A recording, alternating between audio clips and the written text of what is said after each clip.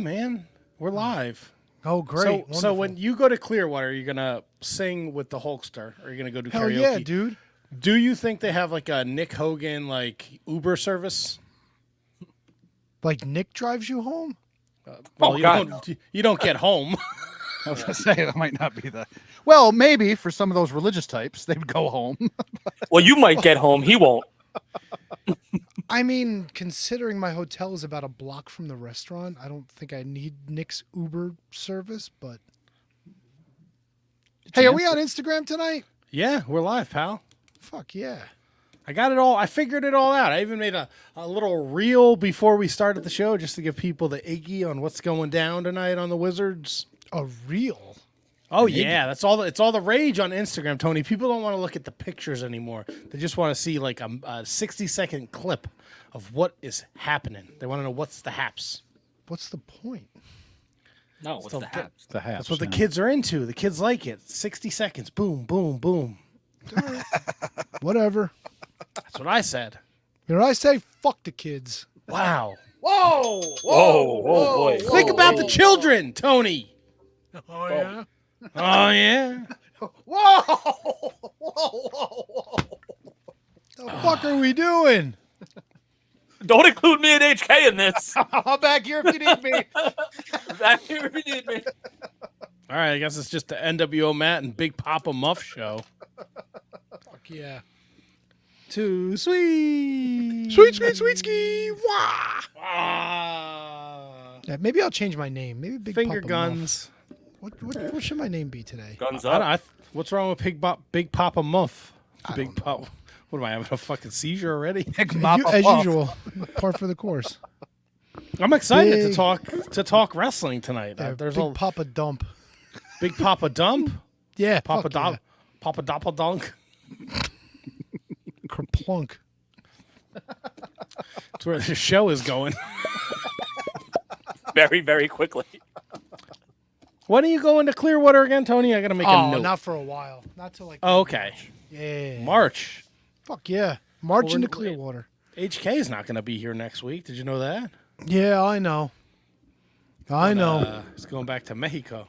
Old fucking coconut head or whatever the fuck you called him. Almond head. Almond I hear you're staying with the least important Guerrero. Is that true? I am not. Ah. Which one would that be? I believe the consensus, KJG says it's Chavo. That's a KJG opinion, though. Yes. Okay. Heavy, strong, very strong. He is strong with that opinion. Unless someone that comes on the show that actually likes Chavo, that I backpedal like a maniac. Like when Ortiz was on? What about Mondo? Mondo's a gem. Hidden gem. Mondo trained all the original Glow Girls. He's got his fucking place in history. Yeah. There you go, Tony. It's working out great for him. Show my work for me. Do you qualify Vicky in there? Because Vicky's the worst. No way. No, She's Vicky. not- jeez. Tropical She's- chimed in already. He said Vicky. Yep. She's only Guerrero by marriage, so I'm gonna say no. You don't qualify it? No, No. she's not. She married into the family. That's right. She's still part of the family then. Yeah, I mean, so? Yeah, but she's not like She doesn't have that blood. yeah, she doesn't have that wrestling pedigree like Mondo and Chavo and Eddie. Hector. Hector, yeah, good call, Kev. Hector. Well, she's... And Gory. she's Dominic. She's MBI, no? MBI. No one? I'm afraid to ask. Yeah, I don't... Come on, somebody ask. What is MBI? Mexican by injection. Oh my god. You know what? No, it's not. Oh my God! Fuck all y'all, because like 3/4 of us have been down to fucking Jersey Shore, and how many times we see the fucking FBI shirts, the full-blooded Italian and all that shit, or the IBMs, Italian by marriage. Yes. So fuck off and all of them. Always. That's not even remotely the same thing. Yeah, it is. It's all derogatory. It's all you know. How what? is Fuck all y'all. full-blooded Italian the same as Mexican by whatever you said? Yes, by insemination. It always comes back to Tony's Italian heritage, huh? Of course it does. Stereotyping it's Italians at the Jersey Shore. Yeah. Now, if you would have gone with like full body inspector shirts, like an FBI, maybe I would have been on board with you. But FBI full-blooded Italian? Come on, there's a whole stable made out of them in EC Dub. Yeah, I know. Tracy but then Smothers. He was That's the only right. real Italian in the group. Did you have outrage when Tommy Rich was a full-blooded Italian?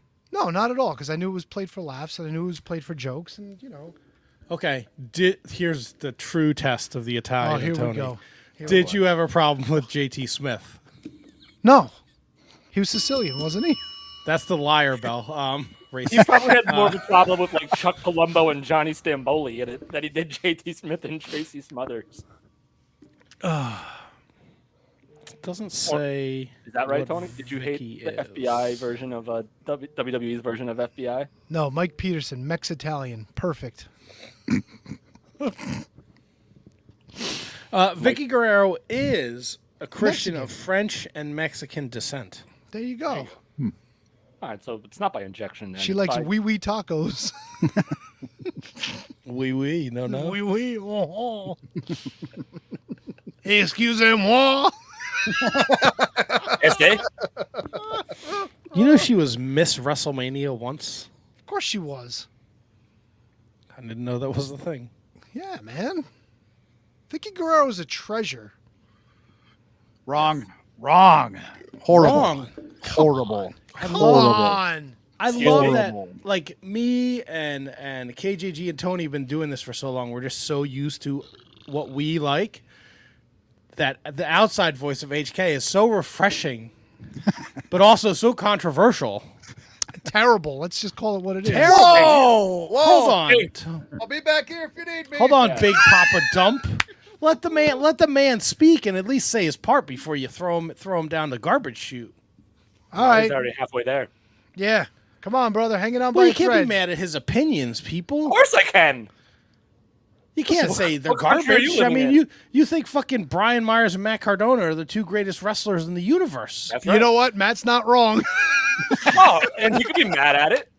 Nobody's mad. I'm just saying, not everybody agrees with your opinion, and that's okay. You don't have to Prove me agree wrong. with HK, but hear him out.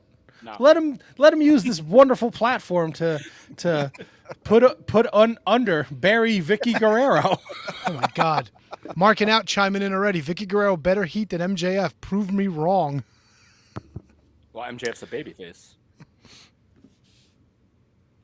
Now, but before, And I was his hoping no one would- shtick got really old real fast. That MJF. But better than you, baby. Get the fuck out of No, here. but even before that, when he was like, "I'm a scumbag," and then he like took the cheap shots at every town they were in. Oh, I'm your scumbag. Oh, fuck you, too. I liked it. Well, All right, so yeah. go ahead. Show your work Oh. on Vicky Guerrero, HK. Oh, what do I have to defend? That you No, that you like, hate yeah. her. Like why? Why do you hate her? She had, for me, changed the channel heat. And when I say that, when she came on TV, I couldn't stand her so much that I would actually change the channel. But I what could was it not stand- about her? Like, I never found her believable in anything that she did, like her promos and all that kind of all that kind of shit. She almost seemed like a very bad high school actor, and at times like would overact, especially with the excuse me stuff. It was she brought absolutely no joy to me while watching the program. And like I say, I got so tired of it, I would change the channel when she came on. now, did you also change your channel when she was in AEW? So I guess I really didn't realize that she was in AEW as long as she was. Just throwing that out there. You know, I think she was during that, hey, let's bring them all in and see what happens bit. You and you weren't a fan of her boudoir photos with Nyla Rose? never saw them. Oh, God. Somebody Google that shit. Please do not. But wasn't look that at her this. role was to be like Mike super Peterson. fucking annoying? HK nailed it. My man, Mike Peterson. But that was Yes, that was her gimmick. Yes. She was supposed to be super fucking annoying. So, but there's, that there's a real Like if you difference paid, between, but if you paid to go to a wrestling show and she showed up, you wouldn't sit on your hands. You would get up and you'd scream, "Shut the fuck up!" or "Boo" Nope. because you're a Midwestern guy. No, no no reaction. reaction. no reaction whatsoever. I call What bullshit. fun are you? What You fun are can, you can, but I know that that's the worst thing I can do to her. You sound like you're no fun to go to a wrestling show with. Oh, I'm a fucking blast. You sound like you're not. Oh, I'm fucking amazing, man. All that shit, I'm in. Did that work? Yeah, Big Papa Dump, it did. You just got to put it on the screen now. There you go. Huh. Come on. All right. Come on, man. No. Yeah, I know. No. I know you No. would. Not doing anything to sway my opinion. Not at all. I want to know whose Instagram account that was from, Tony. You have an Instagram? Tony's. Nyla Rose Beast, maybe? No, you, Dingleberry? You have an Instagram? No. I just fucking Googled a picture and it came up. Oh, okay. Yeah. It actually, I got it through Ringside News and it was linked to Nyla Rose's Instagram. All So right. there you go. Yeah. Look, who wouldn't be proud of that photo with Vicky Guerrero? Come on now. I would. I would love to take one in my bathing suit with her. Fuck you. Now that would be fucking awesome. Right? Hey, is Squires listening? Can we get Matt's head Photoshop? Get Matt's head photoshopped on Nyla Rose and have Vicky Guerrero behind her. There's definitely the picture of me at the baseball game when we went to Baltimore with no shirt on. That's right. You could put, like, Yes. Vicky next to me in her swimsuit. That would be fun. Hey, all that and more. Coming up next. Oh, we got Tony, I can't wait to talk about picks with you because, man, you're the picks champion for 4 years running, and you were so against doing picks. So I got something I want to throw at you when we start picks. The Royal Rumble was awesome. We're going to talk about that. Breaking news today: CM Punk's hurt again. Man, the guy if he didn't have any luck, bad luck, he'd have no luck at all. Netflix is going, Raw's going to Netflix. We're going to probably talk a little bit about a Vince McMahon stuff.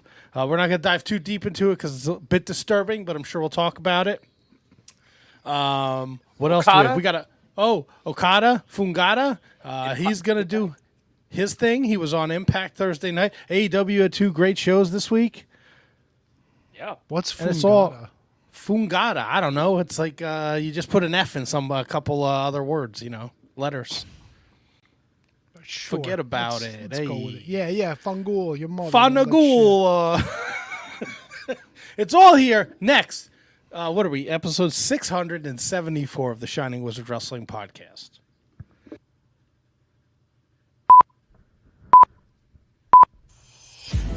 The following is a presentation of the Shining Wizards Network, broadcasting live in high-definition video and available on all podcasting and streaming platforms. Follow us on social media at Wizards Podcast. Check out our merchandise at merch.shiningwizards.com. Do your Amazon shopping at amazon.shiningwizards.com. And become a Patreon supporter at patreon.com/wizardspodcast. And now, it's time for the Shining Wizards.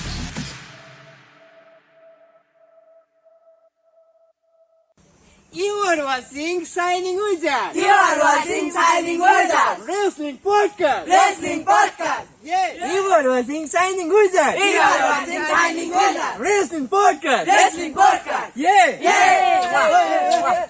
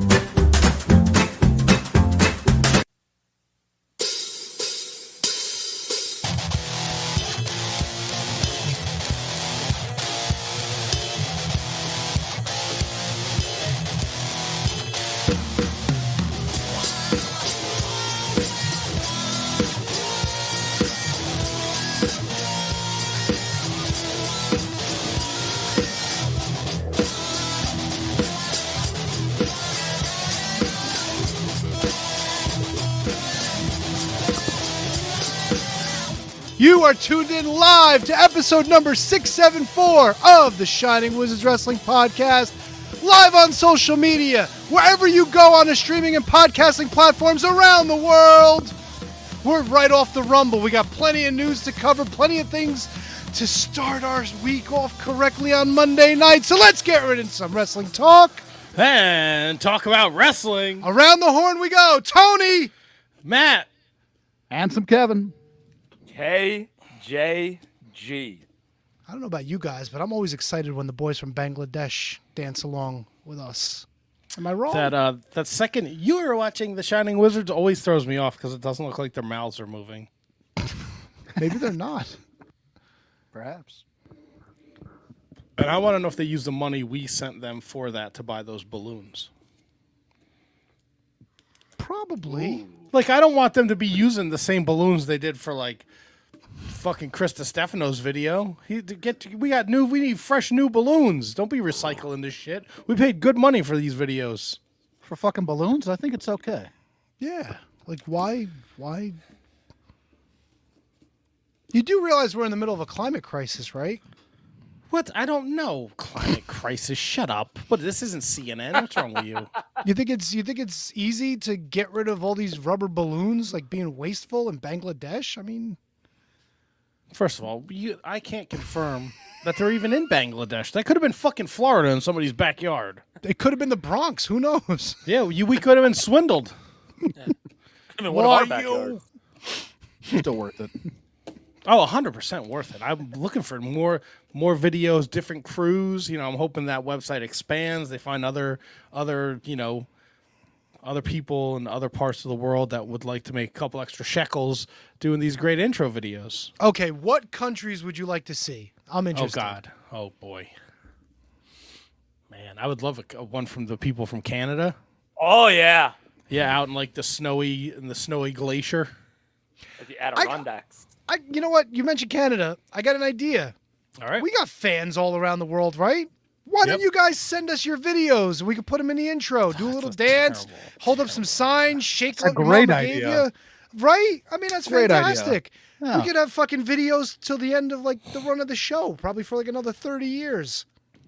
No, Jesse, we do not think we overpaid for what you got. Not at all. No. No. I just hope they're the OG balloons. I just hope they're not using the same balloons.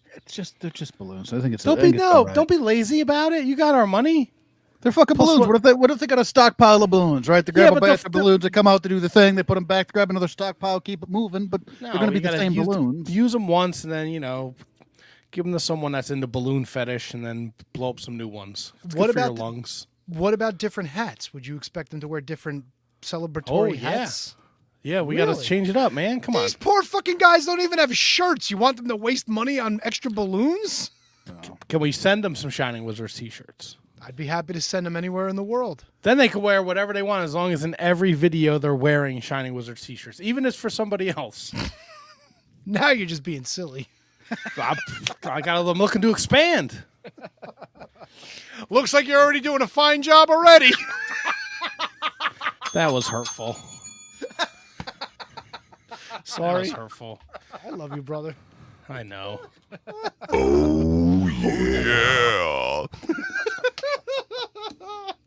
Yeah. Look at Molly. HK, let's get our friends in MX, I'm assuming that's Mexico, to do a dance. Bro, if you can pull that off, that would be amazing. I have to see. You are what is there to see, definitely bro? look when the man at the airport shows up Friday morning at 5 a.m. with the giant almond head sign. You're a local celebrity. Almond head. They're like the little gringo with the tiny hobbit feet. He'll be here. He's coming back. The gringo with the tiny hobbit feet. Tony makes fun of you, and you got now misplaced aggression on me. Well, I'll be back here if you need me. Paging Ahmed Head. I believe it's across the board. Everybody must get their balls busted. Nobody is safe from this. No, please. And send in your I'll be in homemade the back if you need me. send in your homemade Shining Wizards videos, please. Yes, please. Nothing beats a grassroots campaign to be in the opening of our show. Can email them to wizardspodcast@gmail.com, and then Tony can delete them because he can't see. So. Sorry. And then people in the Discord on Twitter will be like, I sent a video. Where is it? And I'm like, I don't know. All I got is all these fucking Chartable Digest fucking emails. You know, it's funny because I never thought like Tony's vision was that bad until the other car with them. No, until the other day when we were Hey. when we were playing the game, and you and I are both like, Tony, to the fucking right, man. He's like, I don't see them. Where are they? And they're on his fucking screen. He's like, oh, I don't see them. They're right there, to your right. Nothing. His fucking scope goes over them, and he's like, yeah, I don't see them. I'm not the guy running past enemies to shoot at other people. You gotta have priorities. I told you I'm not good at these games. Blast to play with, though. Oh, such a hoot. Such a hoot. And it was a hoot this week. How you guys doing? How's everyone holding up? Actually watched the Royal Rumble, and I enjoyed the show. Oh, Yeah. so good. Yeah. Folks, if you are 20 minutes in live or listening in podcast form, this is a special edition. Tony watched the wrestling show. Oh, it's not. I mean, all right, fine. I'll roll with it. Fuck it. Let's I mean, come on. If anybody watches the show, you know, you're usually in this mode for most of it. No, that's not true. I watch wrestling. And then I you just pick watch off the pick beaten corns path on wrestling. your feet. Actually, I'm Off the getting a beaten few path. more, dude. Like, I don't know what the fuck I'm doing on my toes. See them corn feet. No, Kevin will throw up. See? He said he was going to throw up before the show even started. Oh, for real? Let's delve into this. Nah, it was just a sports conversation. It's neither here nor there. Oh. How are you doing, KJG? Oh, you know, living the dream, having a good time, living life, doing a damn thing. Any other cliche answer you want, that's what I got for you. So there it is. No, I'm good, man. Good. Everything was good. Uneventful weekend. Watched some football. Got some rest. Got some good, much needed sleep. So I'm good to go. Took out the recycling last night. That was huge. Shit. Smart. Yeah. Yeah, I forgot last week too. I didn't put the recycling out Wednesday. Yeah, it's a big deal, man. When you forget to put out the recycling, shit backs up. That's true. HK, how's things over there by you with your angry green grass photos you're sending to the group? Yeah, I am still pissed off about the weather. It's going to be like 50 on Wednesday. This is Poor it's you. fucking ridiculous. Tony, I'm in Minnesota. It should be like -10 right now, at least. And I should have snow somewhere. I could go outside and mow my lawn right now. It's absurd. Outside of that, pretty good. Had a great show on Friday. It was a lot of fun. You sent us that yeah. picture of you and the old Leaf Cassidy. Yeah, the man himself. Very nice guy. It's the second time I've met him. First time I've shared a locker room with him. But yeah, super nice guy. Complimented my promo, so that was fantastic. Big pat on the back for me. I really appreciate it. Anytime I can get those type of compliments, it's always pretty huge. Did he give you a head? No, he did not give me head. He gave somebody else head. Ah, Yeah, but not me. Not me. Oh, fucking Petey Brown.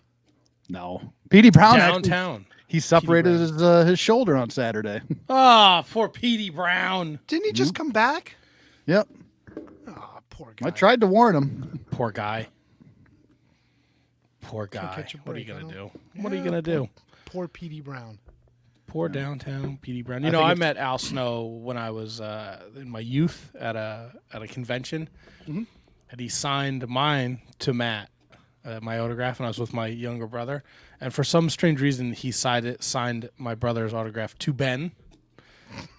My younger brother's name is Jesse. It's not even remotely close to Ben, so I don't know what was going on there, but it's always something I get a tickle out of when I break out the photo album and I flip to that 8x10. I actually found two 8x10s that I got from him like 10 years ago that I completely forgot I had. Like I had him sign one to me and then one to Molly as well. And I must have tucked them aside because I was like, I'm going to give these to her like, later on. She'll appreciate it more when she knows a little bit more about wrestling. And I found them like 2 years ago, completely forgot that I had them. And I was like, hey, I got this for you like fucking 10 years ago. So Matt, even though Jesse, the autograph was made out to the wrong name, does Jesse still consider that, or do you still consider that an autograph to him? Sure. I mean, I'm sure if you asked him, he'd say yes. Yeah. There's a photo I think- too. There's a photo that I took with a disposable camera of him. Like he would do this like weird thing where he'd like pull your head back. I don't know. It's weird. I've seen that. Yes. Yeah, he is. Yeah, dude, he's still jacked as shit, Al Snow, man. He is. Yes, he is. To the guilds, as we say here on the show. Oh, you know what arrived in the mail today? What's that?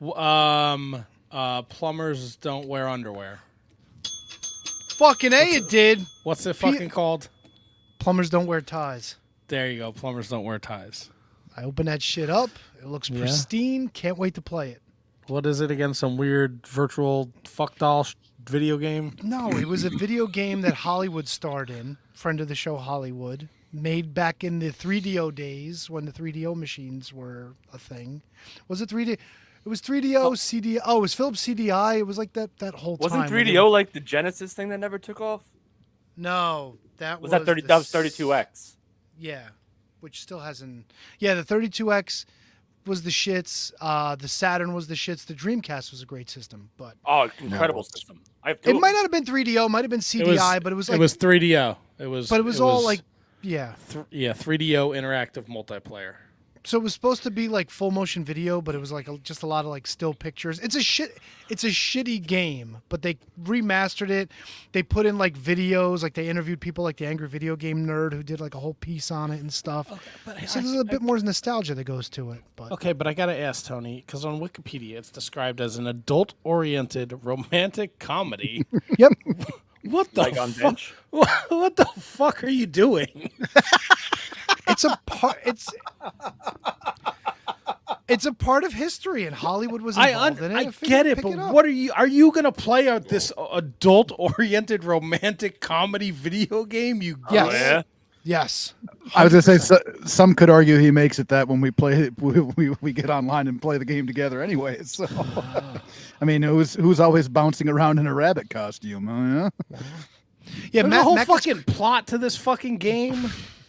Matt does get creeped out that I'm always playing as women's skins. Yeah, must be sexist. Listen, someone gave me I don't want to be a woman. Someone gave me a woman's skin. I look like fucking Gem. I don't want to be Gem. You look like I want to be Peg something Bundy. cool. You're lucky we didn't get her the male doppelbanger. He looks like Susan Summers with the Thigh Master. Fucking Thigh Master. Yeah.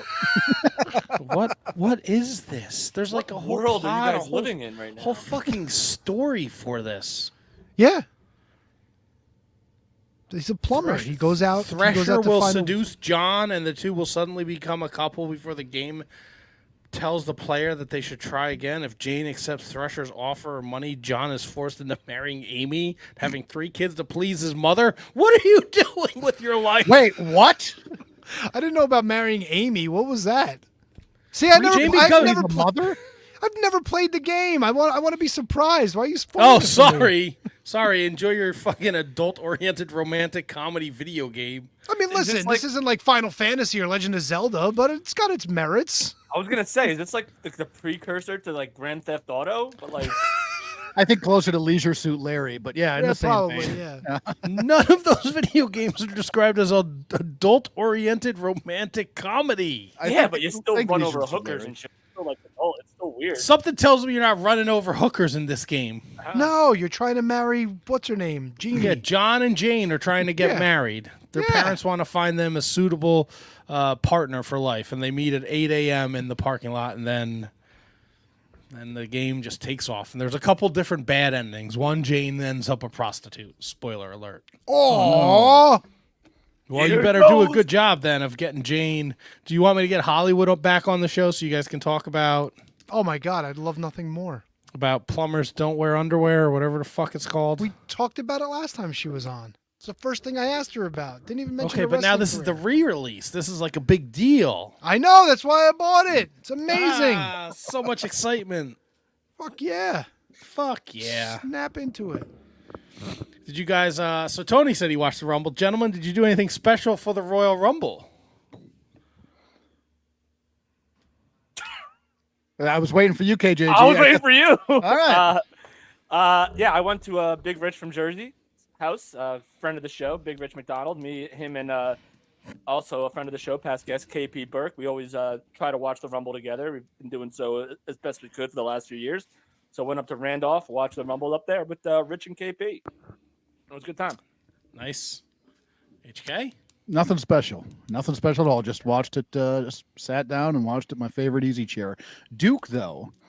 Duke went down to Memphis, which he has done now for the last, I think this is his 3rd or 4th year. He goes down to Memphis and he watches it at Jerry the King's place. Oh, nice. That's amazing. Oh, nice. All the waitresses are 14-year-old girls. Yeah. What's wrong with that? Serving them up. Allegedly. It's allegedly. What is the King barbecue? Does he do barbecue there? No idea. I've never been down there. All right. Was he there for the Rumble? He was there. Probably. Or no, Duke was there. I don't know if Jerry was there. Did you get a crown? I'd have to ask Duke. I don't know.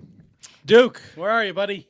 Handsome Kevin's gotten a few crowns the past couple of weeks. Oh, yeah, I have. All right, so you watched it by yourself. That's kind of depressing. That makes me Not at sad. all. Not at No, all. You like that?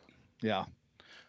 T-Donk, what about you? Watch it with the boy and your wife? King Jerry Lawler's Memphis, Tennessee Bar and Grill. He's got chicken wings, battle royal nachos, What's the signature dish? the brawling Cajun gumbo. What if I'm going there? What do I have to have, Tony? All right, this is what you have to have. They have the King's famous Slam Burger. It's an all-beef burger with lettuce, tomato, and pickle. Serve with fries. He has a barbecue bologna sandwich. I can't imagine that's any good. I would assume it's Have you ever fried bologna? Dude, it's bologna awesome. sandwich? Yeah, but barbecued bologna? Put bologna on the grill? Oh, I'm all about it. Nope. I wonder why this guy had a heart attack on Raw. I mean, it's like a Friday's menu. It's got mushrooms, pork rinds, mozzarella sticks, tenders. Oh, catfish bites. Golden brown Mississippi catfish. Can I make a suggestion here? Who, for me? I say we start a GoFundMe. We completely destroy Kevin Garifo's life. We rip him out of West Orange, send him there. He's the greeter, and every time you walk in, he just goes, "I'm the king. I'm the king. I'm the king of this restaurant." Well, I'm the king. Well, I'm the king. I'm the king of Memphis BBQ. Well, I'm the king. Well, I'm the king. Come on, Jerry. What are you doing? Hire this kid. We're just gonna rip his life up. Throw him back to Memphis. Man, The website is put me in your will too. By the it's lawlersonbeale.com. I guess it's on Beale Street, but that's a fucking would make terrible sense. website. But that's a terrible website name. yeah, of course it is. way, dude, he's a legend. He doesn't need to advertise. Yeah, I think everybody kind of knows, like, that's Jerry's place. That's what you should have called it. Jerry's place? Yeah, Exactly. Would work. or the king's place, the king's castle. That's a little. Unless he was thinking cheesy. about expanding, and that's why he named it on Beale. But whatever. I would like to go. Well, odds are there's probably a Beale Street somewhere else. Is it a fancy boulevard, Tony? I don't know. They just had a neon sign okay. outside. The place looks kind of nice. Like it's all decked out like bar style, neon signs. Oh, the menu I pulled up has a picture of him from like the 70s. Nice. With his Is little- he on the his- menu? His little crown on his head. Does he have a kids menu? I Oh, don't God. see one here. Stop, Oh yes, stop, it's called. stop. It's called. Stop. It's called Lil Wrestlers. Lil Wrestlers. They got chicken tendies, mac and cheese, mini corn dogs, grilled cheese, and a slam burger slider. All for under seven. All for under $7. Fuck yeah. Not a big menu though. No, it's typical bar fare. You know. Shouldn't have a big menu. That's also true. Is there a kiss my foot long?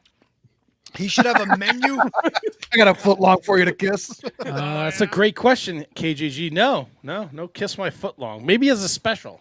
Al has an answer for you. There's a Lawler's Barbecue franchise in the South that's not Jerry's. That's why it's Lawler's on Beale. Somebody beat Jerry to the punch. Yeah. And someone beat him on Crown Chicken too. It's very smart. Very good. Very good. Thank you. Very good. All right, so Tony, you watched the Rumble by yourself, or did you watch it with the wife and the kid, or? Yeah, I watched it a little bit with the kid. Then I took a break to Alright. play some Fortnite, and then I went back to watching it.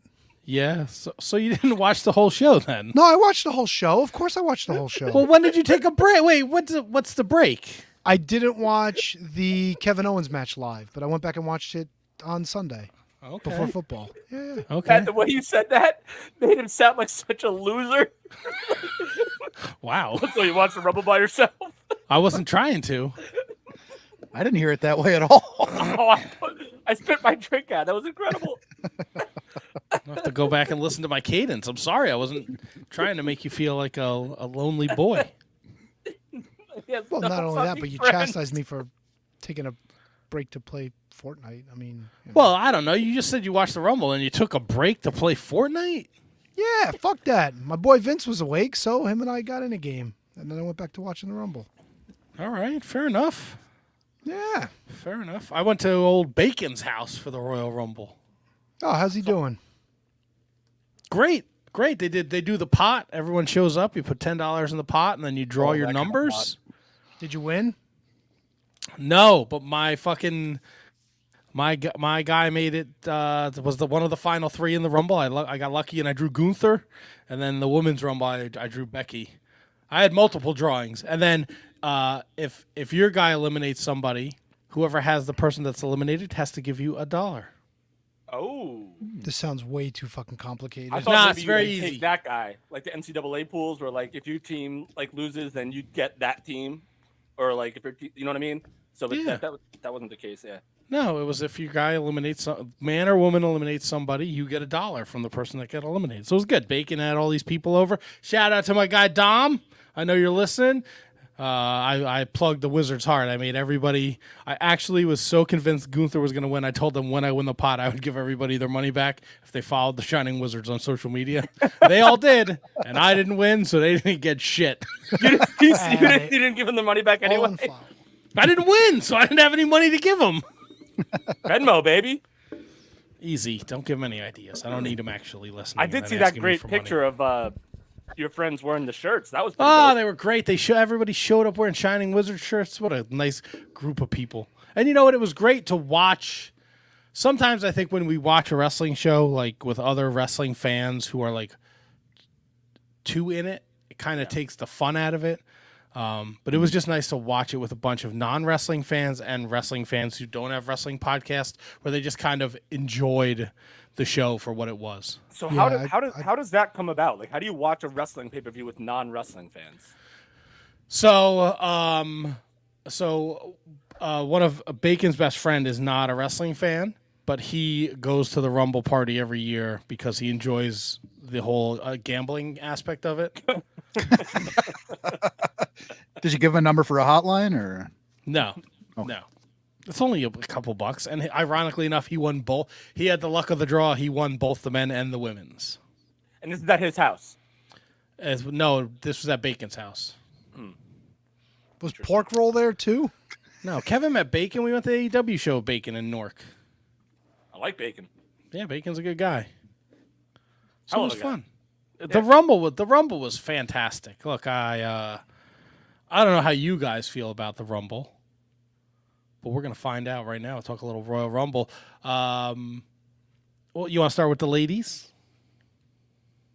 Do you want to start with picks? Match of the night.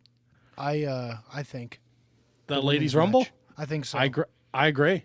There was a part in the middle where it really started to drag, but Jordan Grace was a nice surprise. They actually let her shine, which was awesome. My girl,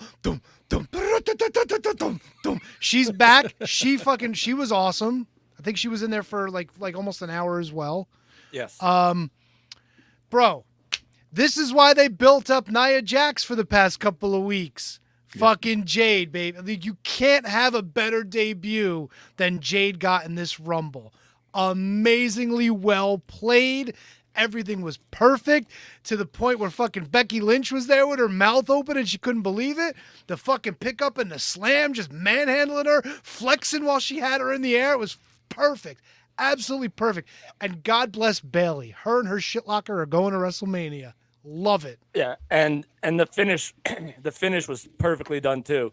Liv Morgan giving, I think her finisher is the obliteration or something weird like that. It's a play on Liv, but it's a move that she did on the apron and eliminated Jade, and then Bayley in total swarm heel character totally just kicked her out like boom, you're done, and now I'm going to WrestleMania. absolutely nothing about this match that I did not like. Little botchy at first, but I'm not nitpicking on this match. It was too good to nitpick on.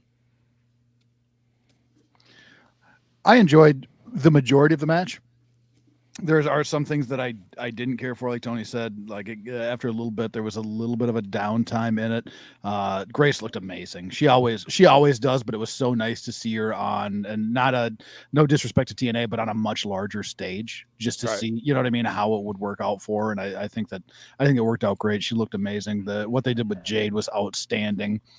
Dupree, for as beautiful as she is, she can't wrestle a lick, and it's just, she's the shits. It's super disappointing. Loved seeing Liv back. The other thing, God, I just fucking lost my train of thought. There was something else that was in there. R-Truth?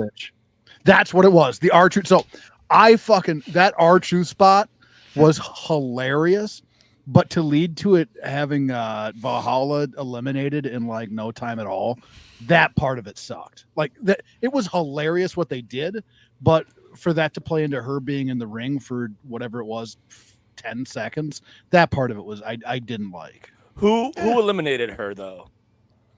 It had to have been someone of Nia. import. I think it's Nia. Yeah. Yeah. So all right. So to me, that's not as big a deal. If it was anybody else that eliminated her, and they could have done a better job of like showing the elimination, but that happens every year. They miss stuff. And Matt, we'll get your feedback right now. And there was a lot of cool spots. The Nia Jack, Ivy Niles double suplex stuff was a lot of fun.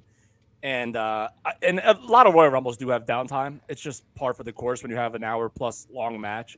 So I think I'm going to go like 85 to 90% of this match was gold, and only 10% you'd probably want to have back. Yeah, this was awesome. I was very happy that we did not get a Kelly, we did not get a Summer Rae. They're so stacked, and this applies to the men's too. Although I do have, the Pat McAfee thing was goofy, and we'll get to that when we talk to men's Rumble. Dumb as shit. Jordan Grace being there is awesome. I love that there's still a relationship with TNA, and to echo what Tony said, like she looked great. She looks like $1 million. Like this was a no-brainer. The Bianca Jade, when they were both pressing women and walking towards the middle of the ring, was a fucking sick spot. And then I don't know if you saw, there was an awesome picture on social media. It is Liv, Bianca, Jade. Yeah. They're all sitting against the barricade looking up at Bayley as she's winning. And it's just like a perfect shot of kind of the future of the women's division in the WWE. So I think that was awesome. Roxanne Perez was there. That was great. Oh, yeah, she did an awesome job, too. Chelsea Green was fucking hysterical. Mm-hmm.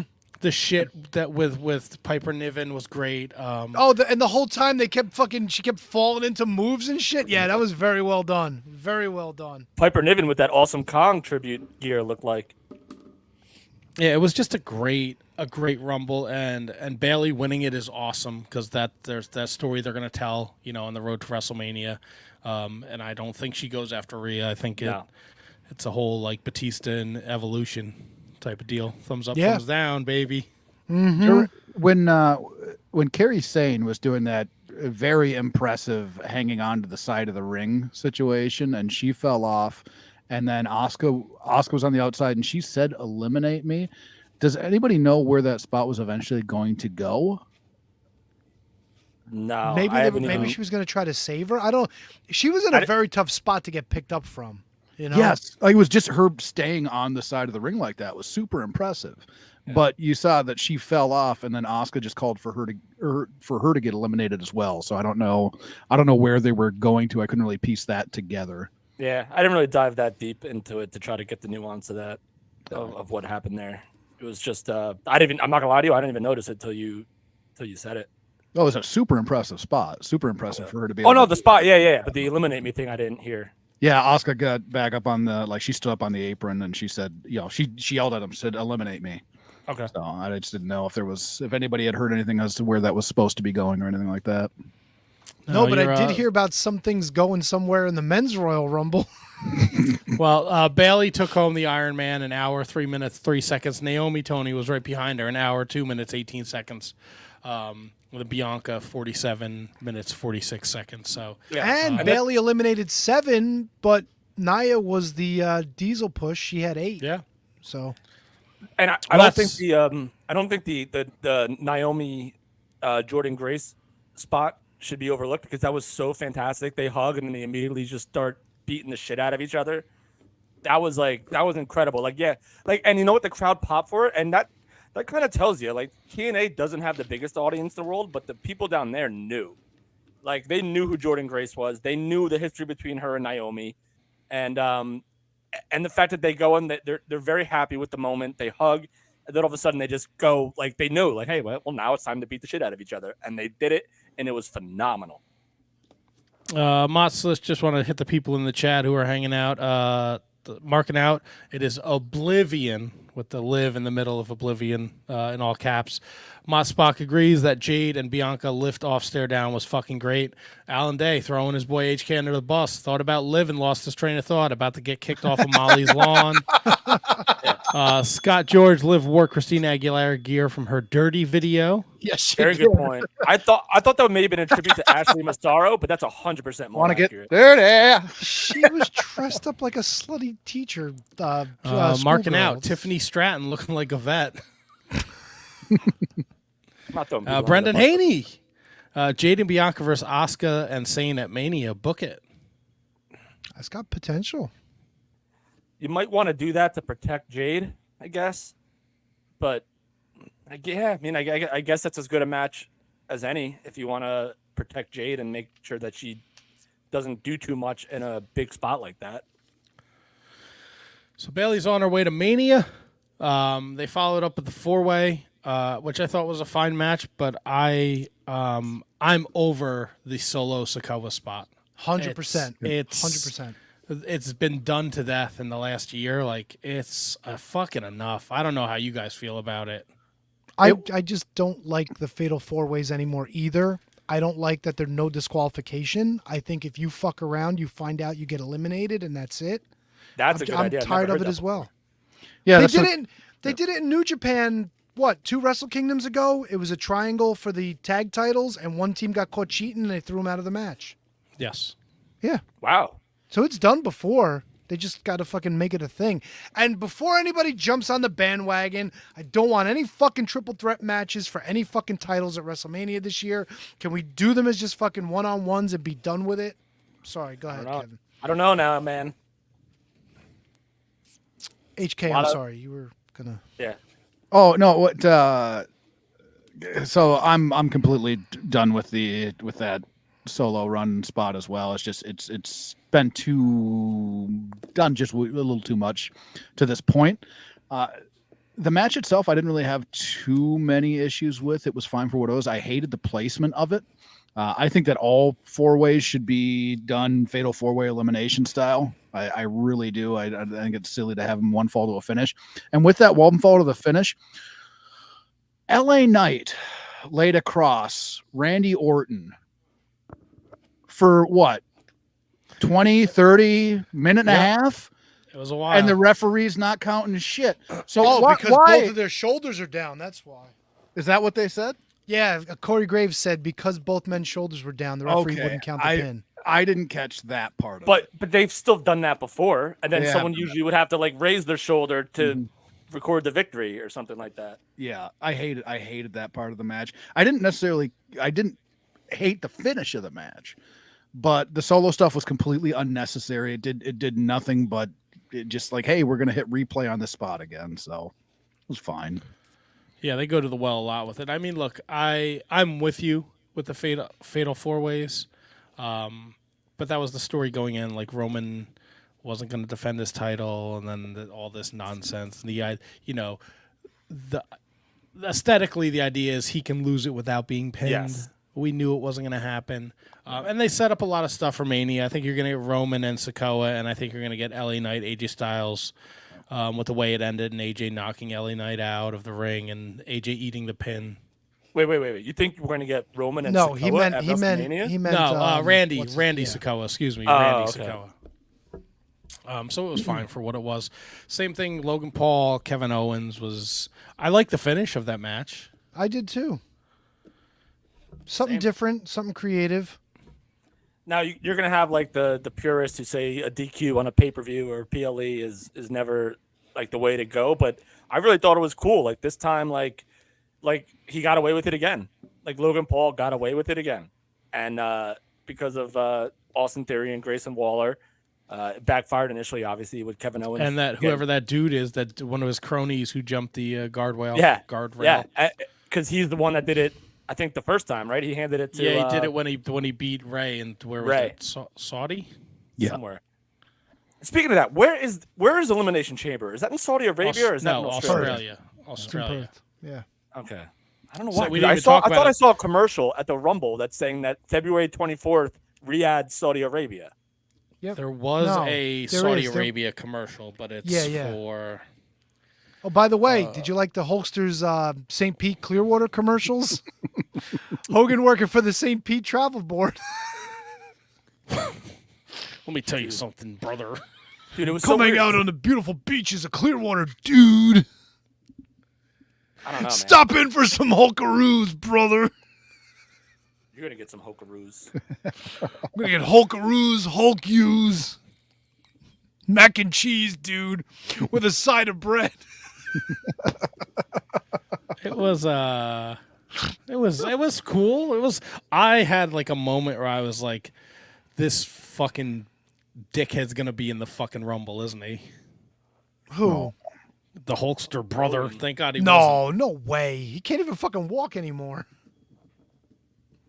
Oh, like it's such an outlandish thing to see the Hulkster in the ring. Fucking Ric Flair's running around chopping Hobbs, and Sting's taking fucking suplexes off the Titantron in AEW, and then brother coming in, going out under the bottom rope and calling it a day is completely out of the realm of possibility.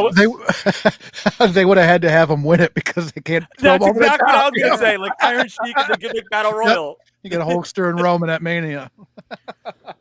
Actually, you know what? Like on paper, like in your mind's eye, I would see Hogan versus Reigns. So that, and I think Mark announced it at the opening. They're opening an interactive event or something in Saudi. An experience immersive attraction set to debut in Riyadh, Saudi Arabia, January 2024. It'll be a WWE experience. Yeah, that was the commercial because at the end it was WWE Experience. So I guess Right, and then a head rolled across the bottom of the screen. that's right. What? Snow's gonna be there, guys. What, Tony? Let's not pretend they're not still cutting journalists' heads off over there. Come on. Yeah, but that's not part of the WWE experience. That's Well, it depends on who you ask, buddy. Yeah, and depends on how much you pay. you got to pay extra for that. That's A right. lot of NDAs out there. It's just the tip of the iceberg, buddy. All right, Royal Rumble. The men's Royal Rumble. So I told you we did that goof. I drew one, and I knew I was gonna, I fucking knew it. We drew the numbers, and I think I had like 3 numbers, and I drew one, and I go, this is gonna be Demolition Axe, Demolition Smash all over again. And this useless Jey Uso comes out at number 1. He spent almost an hour in there, had 1 elimination. You're fucking useless to me, Jey Uso. I was expecting some fucking ducats. Sorry, I was hot about that. We got the return of Andrade, which was cool. Yeah, except for his getup. What the fuck was he wearing when he Except came for his out? getup. What do you got a problem with his getup for? What the fuck was that? His LIJ. Los Ingrenobles. Oh, good for him. Grenobles. He Those was are fine. skulls. I think he did a great job, but the fucking outfit was dumb. I don't know. I mean, he only wore it for like 2 seconds. Yeah, it was still dumb. Did you like that, or did you like God, what's her name? Forget her name now. From LWO. Zelina Vega. Selena. Zelina Vega's gimmick. She's got to be playing some video game character. That's what she does, right? Yes. Okay. So who was it? No idea. me either. The people I was watching the show who weren't wrestling fans knew exactly who it was. What was it? was Was it it? like Colossus? No. Who's the Who's the? I know who it is. It's not Galactus. If that's what you're thinking. No, that's it. I don't even know what that is. Let me text the group. It's like Let me pull up a picture and then send a. it's like send a it to the- purple guy who has like stuff. I think It's not Thanos. You really narrowed it down, Kev. that's right. Purple guy Purple with guy with stuff. What do you got in the fridge? The purple stuff. Sunny D. Sunny D. By the waiting for way, somebody in the Sunny comments D, to say it. absolutely fucking gross. What? Sunny D is disgusting. Sunny D is incredible. I used to It's drink it not. by It's like orange juice with heavy cream in it. It's fucking gross. You are out of your balls. Nope. 100%. I will die on that hill. Sunny I D used to can drink get it by these I used nuts. to chug it. I used to chug it. Of course you like did. funneling a beer. I could tell. This. That's right. Apparently, it was a Tekken Diabetes. character. Who? Oh, A wonderful. character from Tekken or Ah, Overwatch. yes.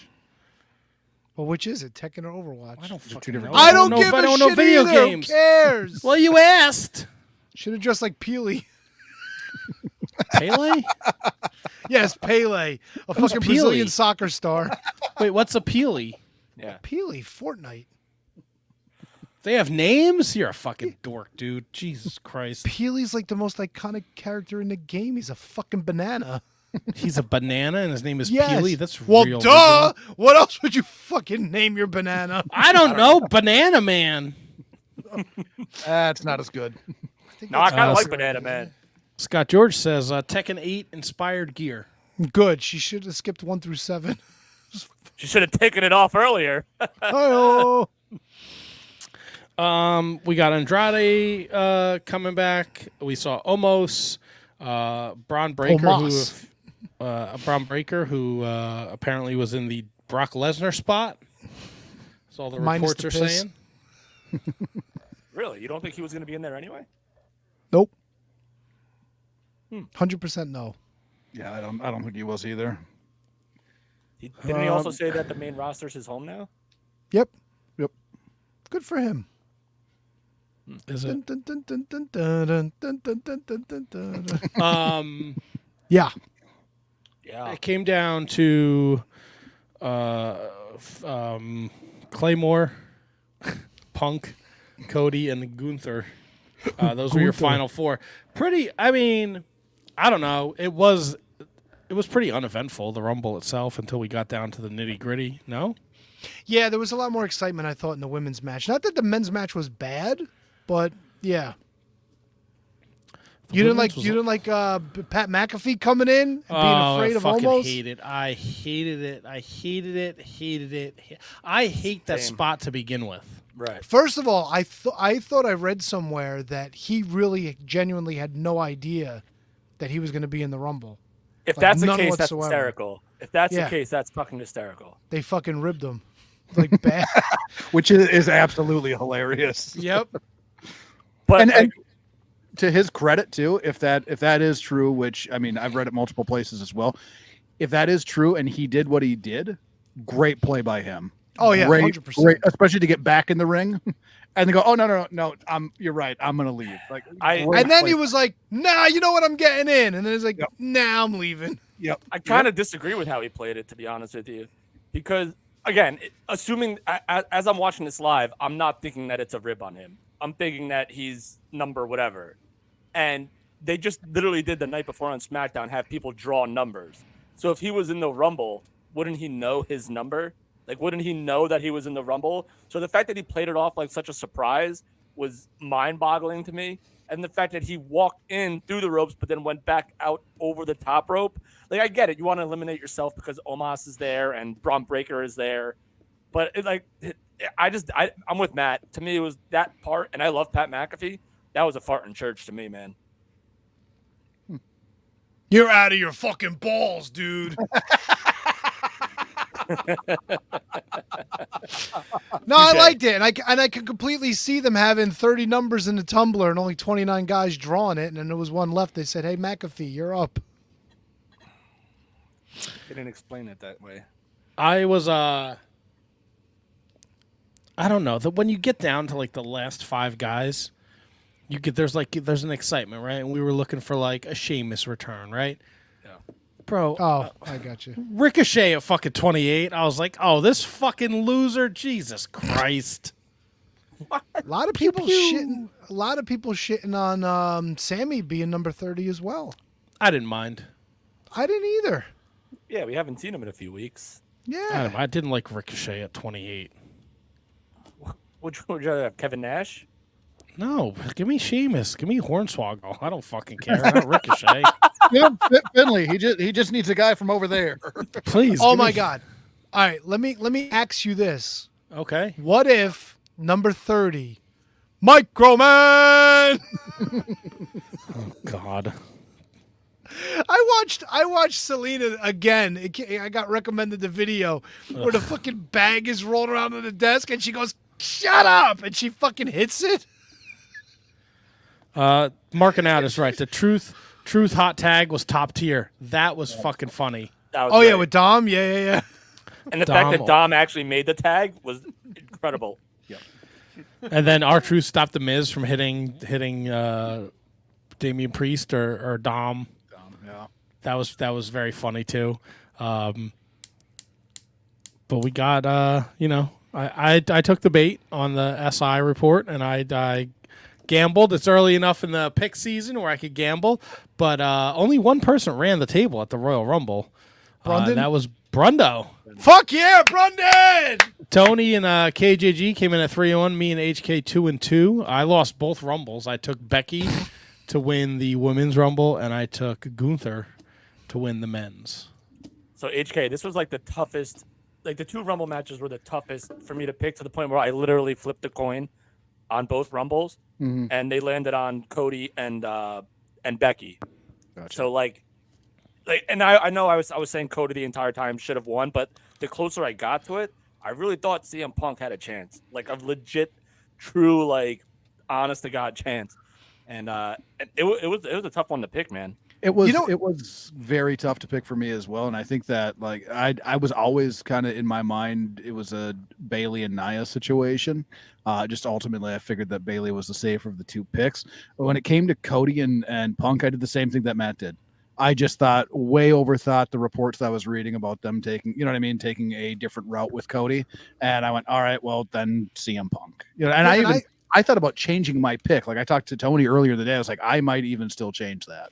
Right. I think that, like, my thought was, if you're going to have somebody sneak in at Elimination Chamber, you're probably better off doing it with Cody than with Punk, just because then Cody would be, like, that much more hungry, that much more vicious, and having him come out on top at the Elimination Chamber, like, you almost feel like he really would have fucking earned it if he did it that way, because he would have to survive in the cage with 5 other animals who really want that second chance, you know?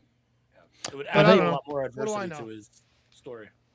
Yeah, look, they played that Punk Cody promo Monday night. Like Yep. Cody Rhodes saying he's more CM Punk than CM Punk, and CM Punk saying he's more Dusty Rhodes, and that's like, if you believe everything you read, like that was the one thing Cody didn't want in any of his promos. Don't bring up my father. So for them to go there, like I was like, all right, like they're laying they laid great groundwork to make it to a point where anything was possible. I also felt like when Cody first started walking to the ring, he was either really serious or he had like boo-boo job face on. And then all of a sudden, like after about 4 or 5 seconds, then he lit up and he was like, yeah, we're going to do it. But that first couple of seconds, I was like, maybe he's not winning this thing. He looked like he didn't really want to be there when he first walked out. Is know? Cody known as a guy that gets boo-boo job face? Is he like a James Storm? He doesn't No, get but that. like he didn't come out of there like a house of fire. Like, yeah, we're gonna fucking do this. Like he just walked out and he just like was like, eh. And then all I of a think he sudden was waiting for the whoa. no, and because then then he he lit up before that, and then he started shaking and doing his shit, and then when he turned around, he did it. So yeah, I don't know. It just felt weird the way he started walking out. So Serious I don't code know. mode. Yeah. Code mode, as I call it. We got Cody pointing right at Roman Reigns, who's in the skybox with the wise man. Seth was enjoying himself in the other one. As KJG has stated, it's time to finish the story. Please, So for the love of freaking God. Yeah, I finish think the they'd story. be out of their fucking minds if they didn't finish the story at WrestleMania this year. They have to, right? Because you can't have Cody lose 2 years in a fucking row. Well, you can't. Unless he wins next year too. Oh, That becomes see the the first fucking one. Buffalo Bills now? Jesus Christ. Dude, you know they love the numbers. Who's gonna be the first one ever to win 3 Well, Stone row. Cold was, but in a row? Yeah. In a row, you nozzles. Come on now, you got to explain yourself. Yeah. So By the way, eliminations, no one really ran the table, but Cody and Braun Breaker both had 4. So there was that. And Jey Uso got the longevity award, just over 50 minutes, followed by Cody at 43. So there's that. Dude, there's something about Jey Uso. I know Matt hates him. no, I don't hate him. I was annoyed that he could have had at least more than one elimination being in there for almost an hour. I would, a couple bucks wouldn't have hurt. No, of course. But just his entrance and like 40,000 people doing that thing, like I'm telling you, like I'm a Jey Uso guy now. Like I don't really care for the Yeet, but I'm all about Jey Uso, and I'm all about Jimmy Uso too. Like, do you see like Jimmy Uso's expressions, his facial expressions when he came out, and Jey Uso, as soon as they hit his music, he was mid like amped up, and then as soon as Jimmy's music hit, Jey like immediately just looked and just knew what was up. And I thought that was, I mean, we all knew it was going to happen. Like we all knew it was going to be Jimmy and Jey that were going to start once Jey started, at least. Right? Do you guys think it's weird that the Elimination Chamber is like a week from the Rumble? Like it's next weekend. No, that's Vengeance Day, isn't it? Yeah, Vengeance Day is the 4th, and Elimination Chamber is the 5th. Really? Wait, what? I believe so. No, Isn't the 5th a Monday? no, maybe. Oh, I'm sorry. You're right. Disregard. It's February 24th, bro. I said disregard. You were way off. They got to fly to Australia yet. It doesn't take fucking 3 weeks to fly to Australia. If it does, if you got SmackDown Live on Friday. Ding dong. All All right. Well, I fucked that up. Yeah. Dummy. Yeah. Vengeance is next week. We will be picking Vengeance. We What is got a Vengeance? NXT Vengeance, donk. Is that a man. PLE? Yeah, Whoop the that PLE. trick. Yeah. From Clarksville, Tennessee. Take the light in the Clarksville. I will meet you at the station. So looks like we're gonna get Cody Roman, and it was, we assumed it was gonna be Seth and the Punkster, but it looks like CM Punk is hurt again. Well, Seth's hurt too, so fuck them both. Yeah, but CM Punk apparently is gonna have. The rumors are he's going to have The surge. surgery That sucks. because he tore his tricep. No, I mean, the same thing happened to Cody when he came back, right? No, but I think that was a bicep tear, and he wrestled the match against Seth because there was no further damage that could have possibly been done. Yeah, but what I'm saying is, like, he wound up being on the shelf for like 9 months after that too. Right, but at least he had a match still, and this is just bad. Matt, this is as bad as it gets. This is like awful. That's his whole return has been this AEW return and now WWE return. He was hurt twice in AEW, like where he had to relinquish the title. Oh, that's right. Right? Don't forget that whole brawl out thing. Like he was hurt after that, and then what? He did the thing where he jumped in the crowd and he broke the bone in his foot, and he had to give up the title for that. Jeez. He's injury prone. And then he got hurt. He got hurt again, didn't he? Yeah, maybe he did. I don't know. It's. I mean, you can because of the way they set it up last week. You can easily pivot to Gunther and Seth, Right. or even Drew and Seth. Per the New York Post an hour ago, CM Punk will be out 4 to 6 months. All right. Oh, just in time for Survivor Series. SummerSlam probably. Oh, SummerSlam. Hold on, you First think challenger for Cody? You think November's 4 to 6 months away? Yeah, 6 months. November is 6 months from January. Yeah. Dude, it's 11. No. Maybe 10. Yeah, but we don't know if he's leaving yet. Leaving where? You don't know if he's getting surgery. Does he need surgery? New York Post just said expected recovery time, and they didn't say with or without surgery is 4 to 6 months. They didn't say with or without. So if he can get surgery and come back in like 2 months. Is this a bit? Are you doing a bit right now and just not listening? Right? to Like if me? he has surgery, he'll come back quicker because he's already fixed, right? Scott George says ESPN said SummerSlam is expected return. Oh, now they don't know how to count. That's a good point. No, their counting seems like it would be right in tune with July and Nah, August. you're all fucking with me. It's all conspiracy. Of course, yes. Yes, a lot of conspiracies going around these Let days. Brendan enjoy his fucking win. Now, Tony, you said like you hate picks, right? So I was do. like- I've been saying it for 5 fucking years. now I know you don't get out of the house a lot, and I know That's but bullshit. you could have gone the Michael K show route and changed up the picks and just said everyone just picks 3 matches of pay-per-view and they put a point value to them. No. Why would I want to complicate something that I can't stand?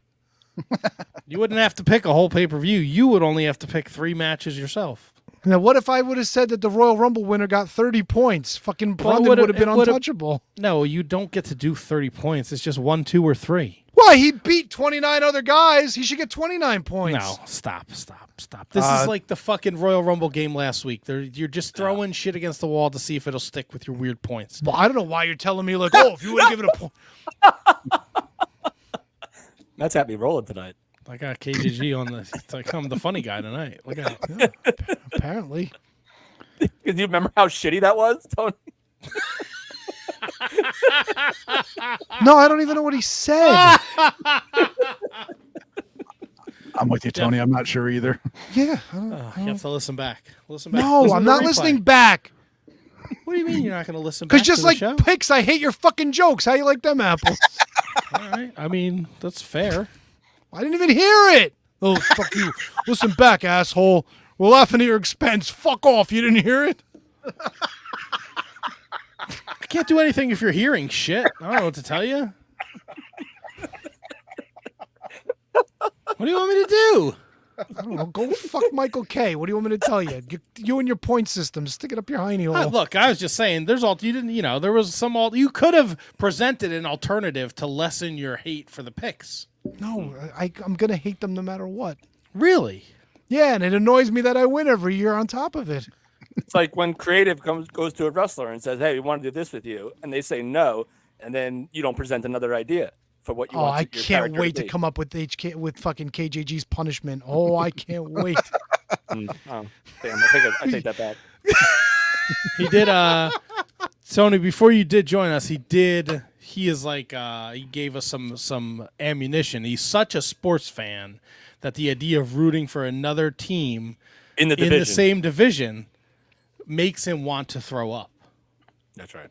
So if I you said were to you guys say, make me want to throw up. if you were to say make him wear a Rangers jersey, that would hurt him. That would hurt his soul because he's such yeah, a but big that's an Devils fan. For the That's entire that's an expensive punishment. Can I get like a T-shirt if you do that? I might just make him do a show barefoot and keep his feet on screen for 3 hours. No, never. How can you say never to a punishment? He says never to everything. Yeah. fucking punishment. Yeah, you are. I the control my loser. story. No, you don't. I mean, No, when you it comes don't. to- when- You won't eat anything, so that's off the right. table. We can't do bamboozled, hot or not, shit or spit, whatever the weird games Tony's got lined up for us. Right? Okay, so that's fair. So we have to go a different route. Feet up is not the worst thing. I mean, it'd be an uncomfortable position for you because I don't think you have I think you're sitting on like a metal folding chair, I sure am.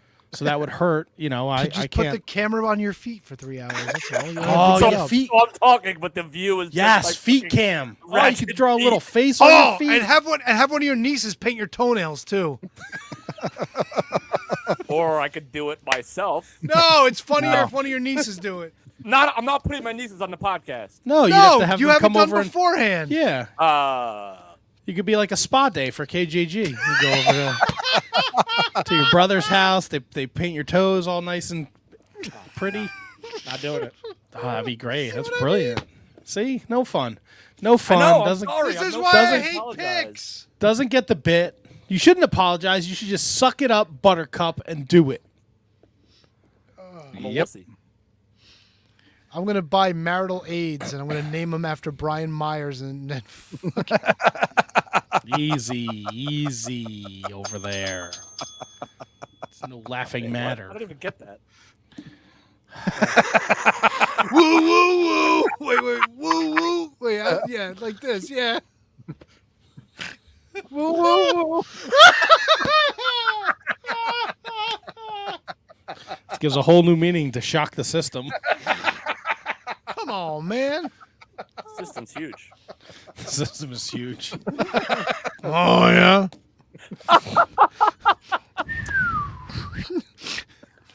So we signed off last week, and we all went about our business and did our thing, and we woke up Tuesday morning to some pretty crazy news. Monday Night Raw is moving to Netflix, a 10-year, $5 billion TV rights deal. How do you guys feel about this this new venture in 2025? They're making that fucking money, man. They're making that money. I guess I got to get Netflix. How do you say no to that? $5 billion just to air your program live. That's insane. I was happy to see that it was somebody that kind of came out of left field. I mean, like I don't remember reading anybody that said, "Hey, Netflix might be a possibility." I do love that it became a possibility. I do love, like, I think that they'll have, if they want to take an edgier turn to the show, I think that's much more achievable through Netflix than it is from a traditional network. So that part should be very interesting to me. The other thing is that their deal with USA was expire in September. Is that right? I think November. I think you're right. There's like a 2-month gap that they're going to have. 6 months from now. So yeah. So just what they'll be doing in the meantime will be kind of interesting in that little 2-3 month period before they move over to Netflix. They'll probably just be streaming, probably, right? Like on YouTube, maybe, like you would think, or Hulu. Do they still have a Hulu deal? I don't know if they have a Hulu's not. I think it's a week later, isn't it? They'll probably do YouTube then for that time period if they have to. Right. Or they could just run best ofs and just run everything on No. SmackDown for a couple weeks. Dude, and I want to hit HK's point about becoming more edgy, and Matt, tell me if you agree, or Tony. They don't need to become more edgy. Their product is hitting on all cylinders right now that they don't even need to do it if they don't have to or want to. Right. So, I wasn't. I guess that wasn't the like. I agree they don't need to, but what I'm saying is that if they wanted to, it's a little bit easier route to take now on a place like Netflix as opposed to a network. and you think especially now that they would probably shy away from becoming more edgy. Right. Yeah. I mean, the Well, I option mean, will be there, but I don't think they should, Yeah, they start shouldn't. letting expletives Don't- fly and all that stuff. Yeah, don't go attitude era just to go attitude era. Like we've talked about it ad nauseum. Like I think a lot of the attitude era was not good. Yeah. Don't fix what's not broken is basically what I'm trying to say. Yeah, right? if there's something where you could kind of push the envelope a little bit and it makes sense as a storytelling device, then go for it. But I don't think you need to go back to having fucking women wrestling a pool of dog food as a punishment. Well, now, I mean, come on. Oh, No, punishment? No. Punishment, Oh. you say. Okay, KJG and some dog food. Oh, my God. August, three-way dance. Matt against the Kevins. And a I'll pull a fucking... Pat McAfee and walk in the ring and put myself over the top rope and walk right out. No, You're it's gonna got leave me out to dry? No, it's got to go Broadway. I'm the booker. Oh, we got to do 75 Steamboat Flair? minutes. Just like Bruno and Pedro and Shay. Of course, he oh God, he pulls As long out as you don't, Bruno. as long as you don't turn into my boy, then I think we'll be okay. Boy. My boy. I'm it's very interesting. Look, and I see Scott George gonna suck for us in America when they jack up the price $50 to watch Raw. Oh, that's right. I forgot about Look, that. I don't know what you got. I know people are paying out the wazoo for cable. Netflix is much more affordable. You could do Netflix and Hulu Live TV and probably still pay less than what you were paying for cable. I Right. got my Netflix free through my cable, so huzzah for me. I know everybody's not a millionaire like me. I get it. It's true. This is the least of my concerns. I'm interested to see the live aspect of this because that's not really something. They've done it on Netflix, like a live special, but there's no weekly live TV show yet, right? So a lot of people are like, well, what is it? Does Raw go back to a 2-hour and 20-minute show? Are there going to be ads? Of course there's going to be ads. There's got to be ads, right? They got to Yeah, recover I don't know. $5 billion. I think it depends on what tier you're on too. By the way, Because I looked into it as soon as I heard this. I looked into the tiers for Netflix. No, I think with a live show, the ads are just going to be there. I don't think you'll have an option to skip them. No, I think you will though. No, but think they got to bake them into the live show. You just can't, I think, from what I read, and I could be completely wrong, I thought that they were going to just play what you saw. What? Am I? Oh, so yes. Okay, so I won't even say anything. Oh, now you know how it feels. That's right. Tony, I apologize for everything I've ever said about you. Nobody is Me too, look, brother. people. If you've never listened to the Shining Wizards Wrestling podcast, no one is safe. All right, we are like fucking snipers in Fortnite. We do not care. We my will God, deal we're with animals. butthurt people after the show. Nobody is safe. So there will be commercials, Matt, is basically what you're saying. Oh, no, I don't know. But you were like, if Oh, I'm but wrong. No, but I thought that the people that without commercials would get like what the people at the live crowd would see, like the dull moments or the powders and the headlock takedowns and the ground stuff is what I thought that they would get. While people on the lower tiers would get commercials. So like if you're paying like the premium amount, you wouldn't get commercials and you would just see what the live crowd saw. And then if you were on the lower tiers, you would get ads. Now Does I don't know how this Netflix whole has it? new Do price they- raise thing works into it though. Do they have like an ad tier on Netflix? I guess they So do. prices range from $7 to $23 a month. $23 What do you get for a month. $23? I don't No know. ads. They want me to send an email, but I already have an account. So An email? What the You get- fuck? yeah, ready to watch. Enter your email to create or restart your membership. Can't you just tell me what's included? I'm telling you, I Googled it. I looked into it as soon as I heard the news, and no ads for the premium, and then like I forget what the middle one was, but Here you go. ads- Standard with ads is $6.99 a month.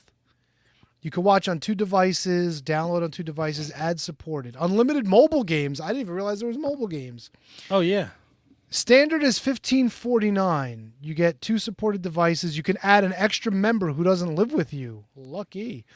Unlimited ad free. And then premium, you can get up to 4 supported devices and 6 downloads and then 2 extra members.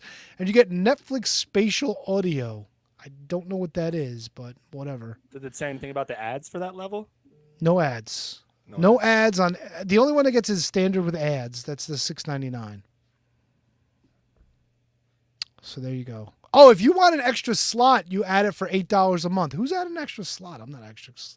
What do you need extra slot for? Oh yeah. I don't know. This is all fucking new to me, bro. I signed up for Netflix in like 10 years ago, and it's always like $12 on my credit card statement. I don't know. Beats me. It'll be fucking interesting. And then what do they think? SmackDown is gonna go to USA. USA, and then NXT is to the CW. Yep. Correct, sir. So Fox will have nothing. Yeah, but that was Fox's choice. Fox took a bath on that deal, didn't they? Yep. Yeah, 100%. Ooh, excuse me. 100%. I gotta pee. Jesus Pee Christ. my pants. Watch out for your shirt. I could do this. And all Yes, I really I like need that. are 3 magical words. Back after piss. We'd like to thank each and every one of you for tuning in every Monday night to listen to The Shining Wizards. If you'd like to continue to support us outside of listening, we've got a few ways for you to do that. If you shop at Amazon, go over to amazon.shiningwizards.com, do your shopping as usual, and when you make your purchase, a little bit of that purchase price will go back to support the show. If you like to wear t-shirts, merch.shiningwizards.com will take you to our Pro Wrestling Tees store, where we've got over a dozen great designs from over 11 years of professional wrestling podcasting. You can become a Patreon supporter at patreon.com/wizardspodcast, and the more you support us, the more things that you're entitled to receive, and believe me, they are fantastic. Continue to listen to us wherever you listen to us on the World Wide Web, and make sure you like, rate, review, subscribe, do all that good stuff. Helps us out, and we can continue to bring you the love fest that is The Shining Wizards. It's time for your weekly lineup of shows on the Shining Wizards Network. On Mondays, check out the latest from Gorilla Brain, featuring the year of Duke and Rogue, covering the history of wrestling year by year. Also from Gorilla Brain is the Tots Pod with Handsome Kevin and Loverboy L, telling people to get off the lawn and reviewing wrestling figures. Also on Mondays, get your horror fix with 30 Screams or Less featuring Steve and Corey, where they review a horror film in 30 minutes or less. Monday nights live, it's The Shining Wizards, where it's wrestling talk and talk about wrestling. Wednesday nights, it's the Mark Order podcast, covering everything AEW with Ant Money, Kate the Great, Ryan Schlong, and Asian Joe. Get your metal fix on Fridays with Snowy and Aaron on Radioactive Metal, the longest running metal podcast on the planet. Saturdays, it's High Five Tom and Will Mercier on ROH Revelry, covering the history of Ring of Honor. On Sundays, it's Inconclusive Breakdown with Justin and Vince, covering the week in pop culture, politics, and more. The Shining Wizards Network also features other great shows, including Bread Club, where Kieran and Matt cover everything New Japan Pro Wrestling. The Brocast, where brothers Alan and Tom watch some of the greatest and not-so-great matches in wrestling. Turnbuckle Throwbacks, where the Impact Playa Phil Rhea discusses current wrestling while paying homage to the past. And Wrestling Night in Canada, where Snowy, Matt, and Dustin put a north of the border perspective on the world of wrestling. Enjoy all the great shows on the Shining Wizards Network. Entertainment, here.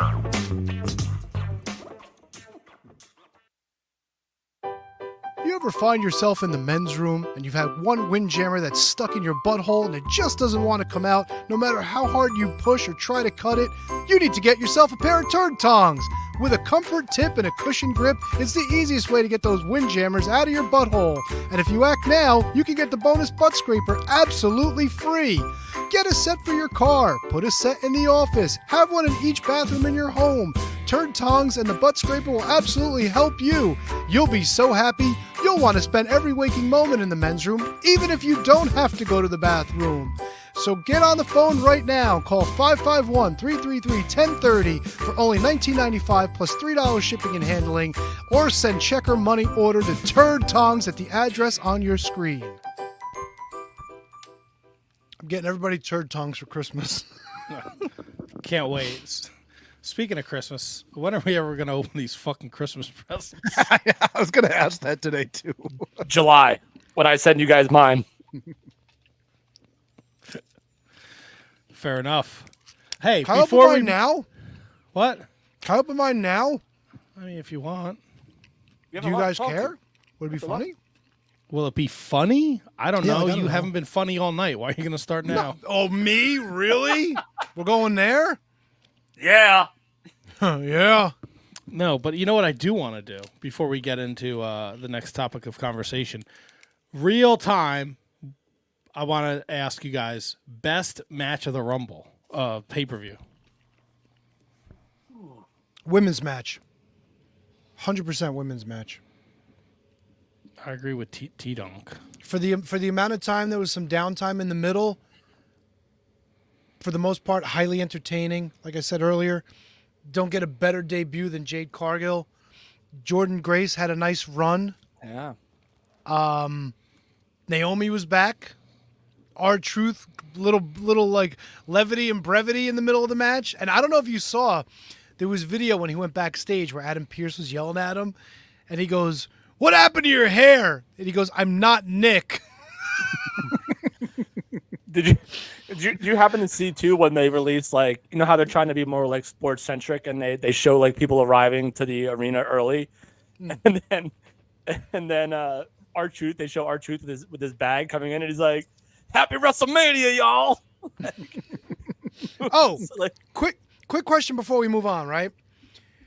Michael Cole, during the entrance for the Roman Reigns four-way, he said, a lot of people online are complaining that Roman Reigns doesn't defend the title enough, that he's on a light schedule. He said, and what I say to that is, beat him.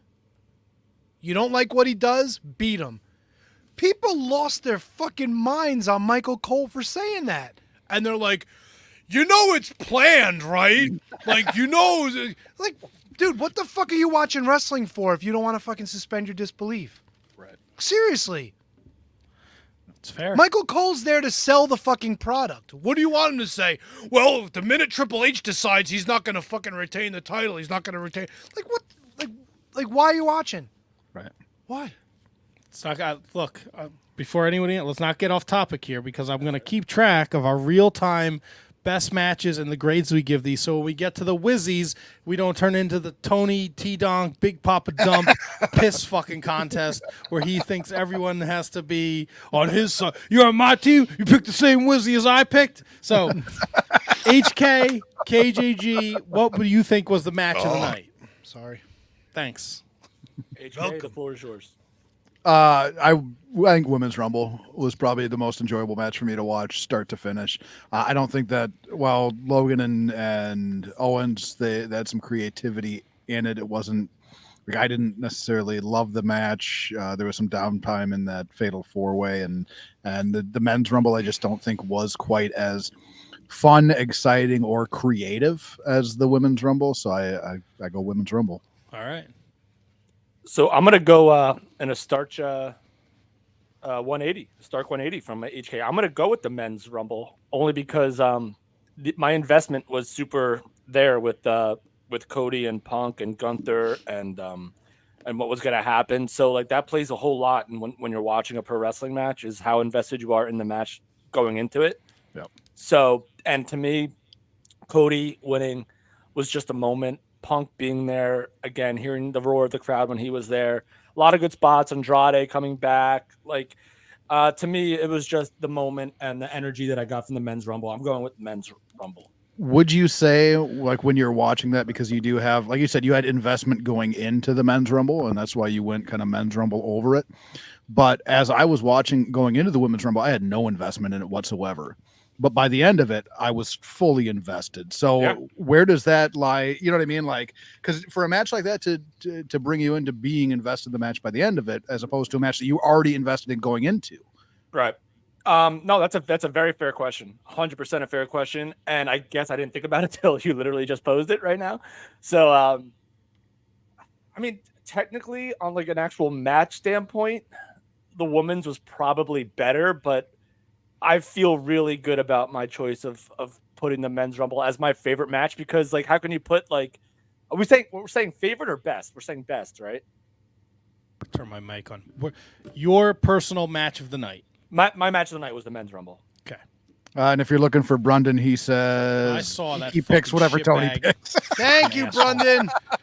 You fucking shithead. It'll be a pleasure to lose to you in the picks this year, my friend.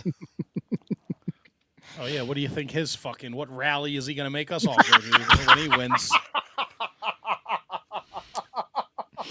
What?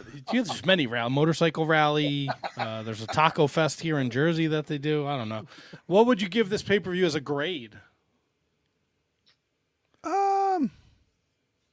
I'd go, interesting. I'll go 8. Oh, grade. I'll go.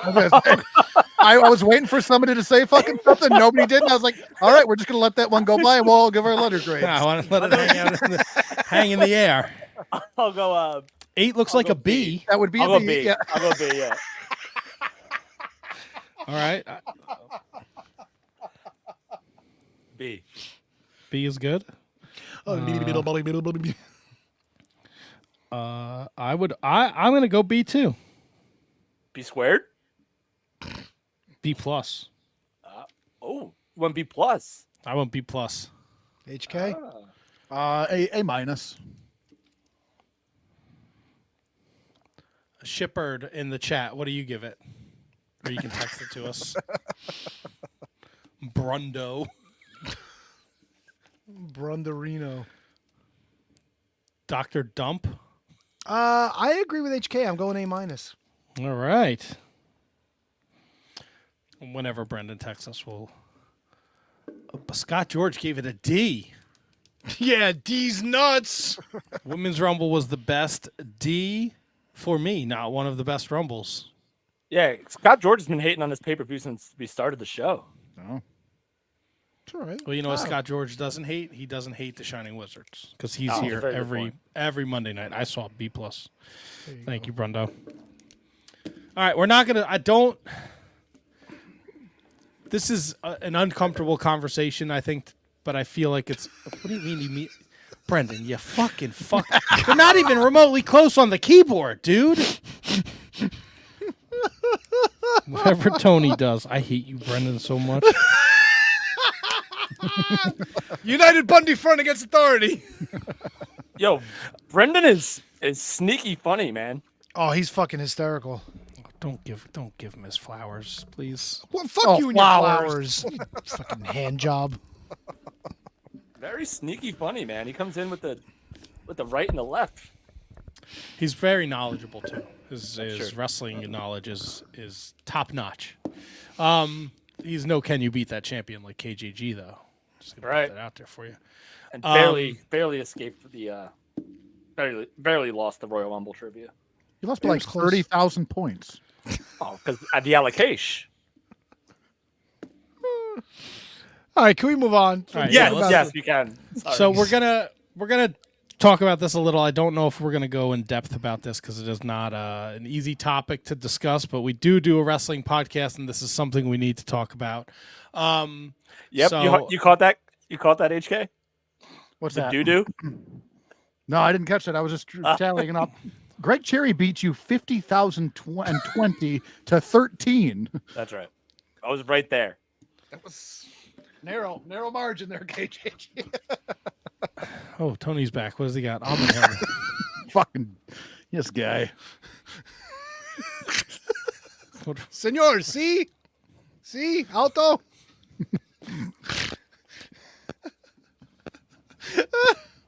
What is that clicking? What are we doing? Are we timing something? Is something going to explode? Yes. Ay. Cabeza de almendra. Ah, Cabeza de almendra. yeah. Manja mierda. Cabeza de almendra. That's what they call it when he gets off the plane on Friday morning. Cabeza de almendra. And I'll say, hey! Oh, my God.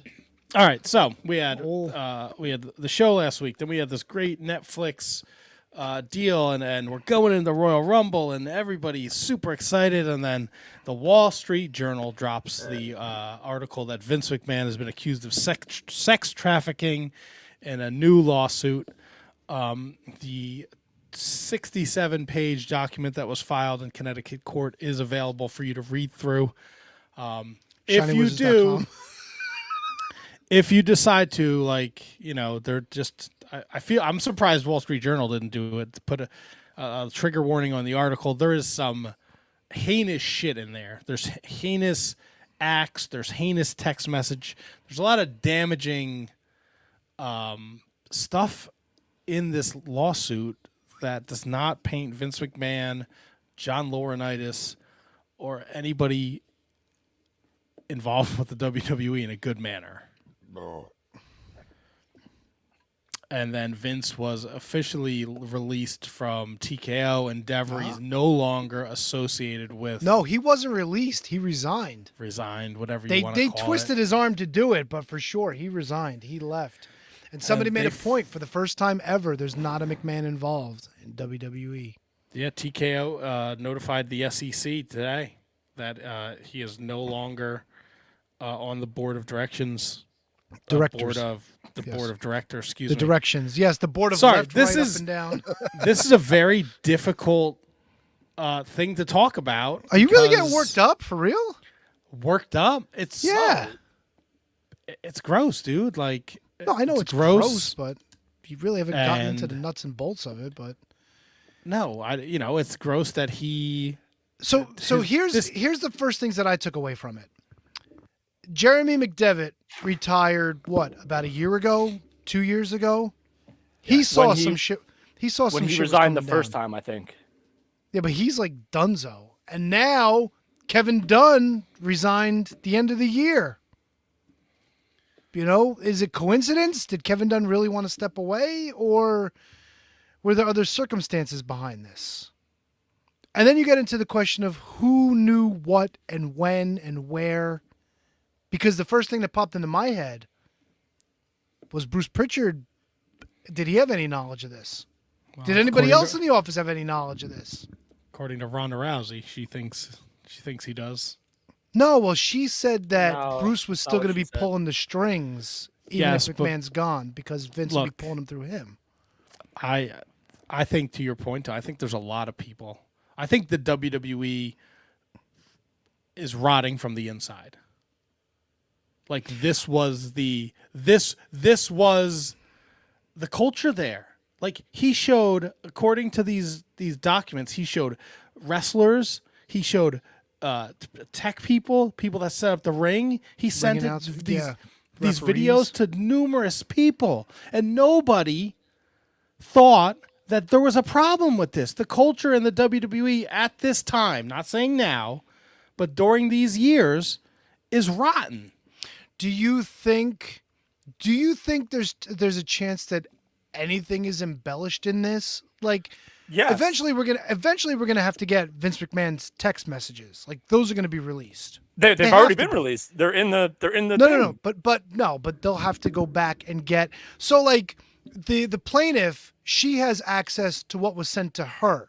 She knows what Vince told her. She doesn't necessarily know if Vince was really sending this stuff off, or if he was just like, I showed this to everyone and they all fucking loved it. Like, You we'll think that find was- out. You think that was like grandstanding?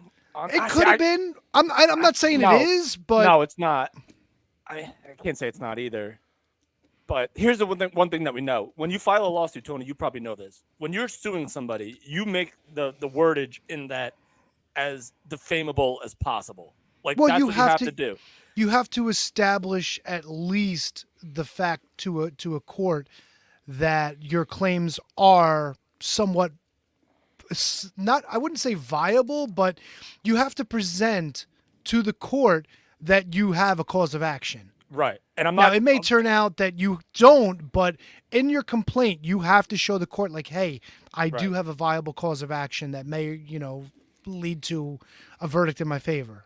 And I'm just speaking in the general rule of law. I'm not saying this specific one is embellished or anything. I'm just saying as a general rule, when you file a lawsuit against somebody and you're suing somebody, you, like you said, you have to show like viable cause, and you will do what you can to embellish it. But the thing is, though, that Vince McMahon can't dispute is those texts exist, man. Like, those things are like, Oh yeah, and they're but there. those are He's the a texts. piece of garbage. Oh, absolutely. And even if he did just say this stuff to her and told her, like, I showed X, Y, and Z this stuff, the fact is, like, she's got to be thinking like that this is true. I mean, she's in this emotional state, Yes. pretty much imprisoned in her head, worrying about like, hey, I might lose my job over this. But then it also goes to like, was she consenting to any of this stuff? Did it just go too far? Like, there's so many variables to this, And It's so- never easy no matter what the topic, but especially this because it's a very sensitive topic.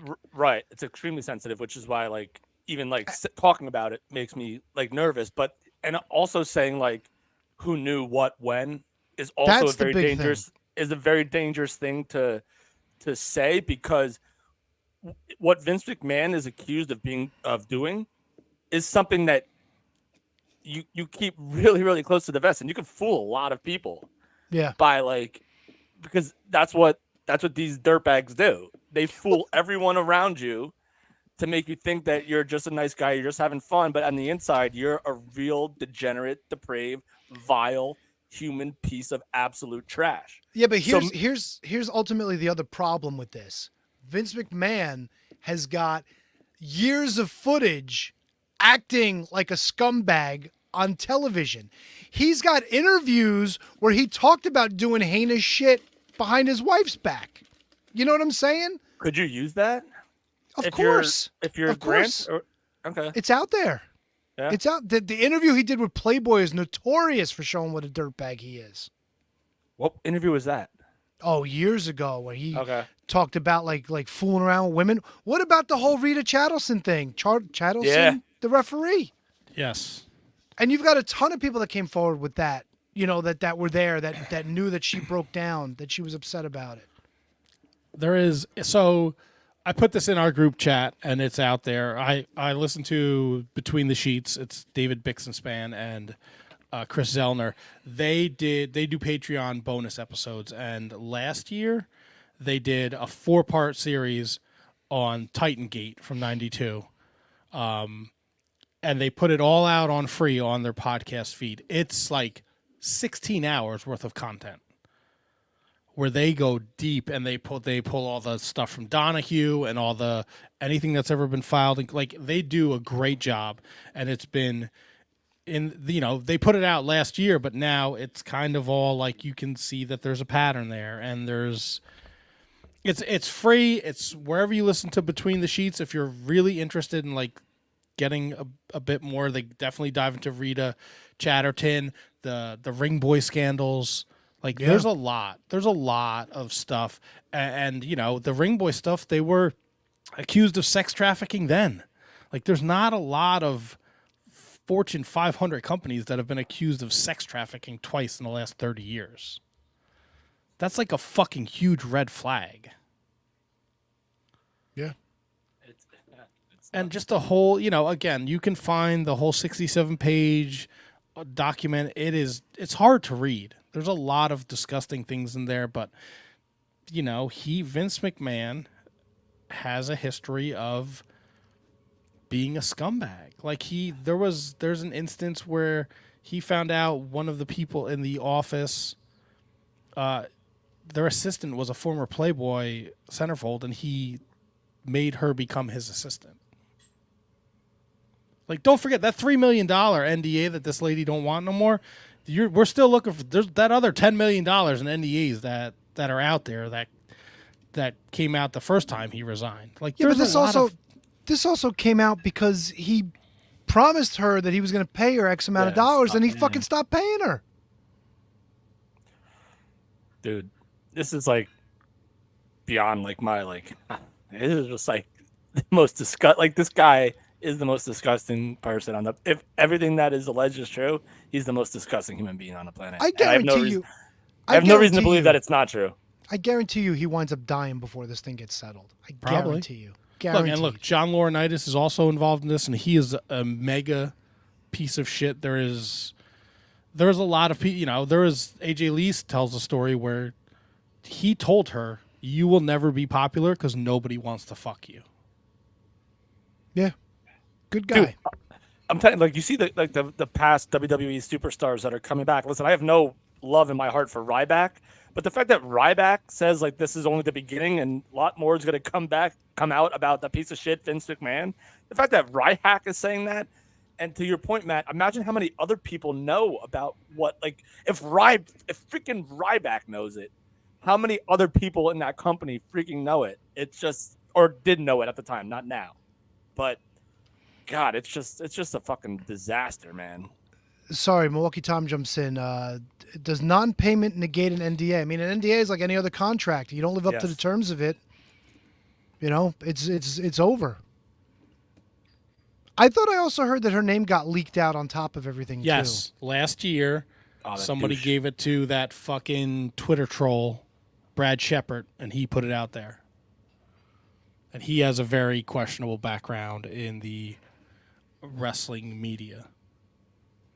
And they didn't do Trips any favor at the. Well, no, they got to ask him about it, and Triple H answered the only way he could answer. We got to focus on the positives.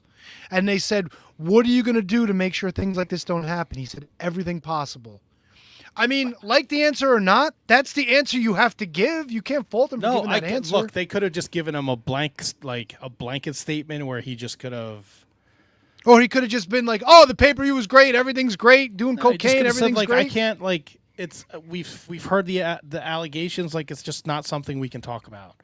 Props to John Alba and Brandon Thurston and the other two dudes that asked questions. The fucking one chode who was like, "I'm going to ask a nicer question." Dude, nobody gives a fuck about the Attitude Era. This is the biggest wrestling story we'll probably see in our lifetime, and these questions have to be asked. This is the biggest wrestling company in the world. You have to ask those questions, but you know what the answer is going to be. Triple H isn't going to sit there and delve into everything. I mean, he could have went pending litigation, whatever. But he said, "Look, I want to focus on the positive. We had a great show tonight." And he said, somebody asked him, "What are you doing?" "Everything possible. We want to make sure everybody in our locker room is protected. Everybody in our company is protected." That's the only thing he could do at that point. Didn't he also say that he didn't read the lawsuit? Yes. Yeah, it's possible. Maybe he's so disgusted by the thought of anything that his father-in-law did that he didn't want to read it. Yeah. I mean, Stephanie quit. What did Stephanie know? Maybe Triple H insulated himself because he didn't want to know. He also had like a heart attack or something, right? Yeah, well, But this also led to the fact that an unnamed former UFC heavyweight champion being named in the lawsuit, which is why said unnamed UFC former champion was not in the Rumble, which is why Braun Breaker, from all accounts, wound up getting that spot. And they say that spot actually, as an aside, was like, that's how it was booked for Brock to a T. Like, even down to Dominic Mysterio eliminating Braun Breaker. Dom was supposed to get that big push, yeah. Supposed to be a match at the Elimination Chamber, Brock and Dom. Oh, Yeah. God. Yeah. Oh, God. No, I don't want that. No. Yeah, but it would have been cool because then the Judgment Day could have fucked with him, you know what I'm saying? So say, like, not to get off topic from Vince, but say, like, everything, Punk didn't get hurt, and we get Punk Rollins. Who would Gunther work at Mania? I would thought it would be Brock. I think that was the from the reports that were put out today. It was Brock Dom at Elimination Chamber, Brock Gunther at Mania. Gotcha. I always, I keep forgetting about Elimination Chamber. You know what? Now, with Rollins being hurt, with Punk being out of the picture, I wouldn't fucking hate Gunther winning the fucking world title at Mania and just... He's 100% getting in that role. And just give up the IC title after he wins the world title. Do an Ultimate Warrior. I think you, Matt, I think you have him hold both. No, you can't. You can't. HK, where do you land on this Vince McMahon stuff? I just want to put a bow on this before we move on. I think everyone should have an opportunity to say their piece. True. Yeah, it's not easy. Like when it first came out, it's shit like this that happens that like I just worked a show on Friday. You know what I mean? Like and I'm active on the scene, and it's hard because I don't want to be lumped into like a general lump of that's what happens in professional wrestling. You know what I mean? Like, and I think that when somebody holds that type of position and this shit happens, I think that the common person can go, well, that kind of shit is what happens in professional wrestling. I can say I've never seen or taken part or anything like that, even remotely close everywhere I've ever been. But at the same time, like, I hate hearing this type of stuff come out regarding something that I love so much. It absolutely sucks. And with it, if any of it is true and the evidence is pretty damning, you still have to hear the other side. You still have to see the other side of the coin. He still gets, he'll still get his chance to say his piece, which I think that is important. You know what I mean? Like, I think it's important to at least hear both sides of it. The evidence is mounting and the track record is horrible. More than anything, I'm just disappointed. You know what I mean? Like, I'm just really disappointed because this, and it, especially with a guy like Vince McMahon. You know what I mean? Like, he has been the face of professional wrestling for so long, and this is the kind of shit that potentially has been going on his watch. It just puts professional wrestling as a whole in such a horrible light that, like, obviously if the lady was not a willing participant, that's fucking horrible. You know what I mean? Like, it's just fucking horrible, and you feel for her. And you feel almost for anybody else that had to go through anything remotely close to it. Right. And that's just like looking at it from a potential victim standpoint. My disappointment is clearly on a more selfish level because it puts something that I love so much in such a horrible light.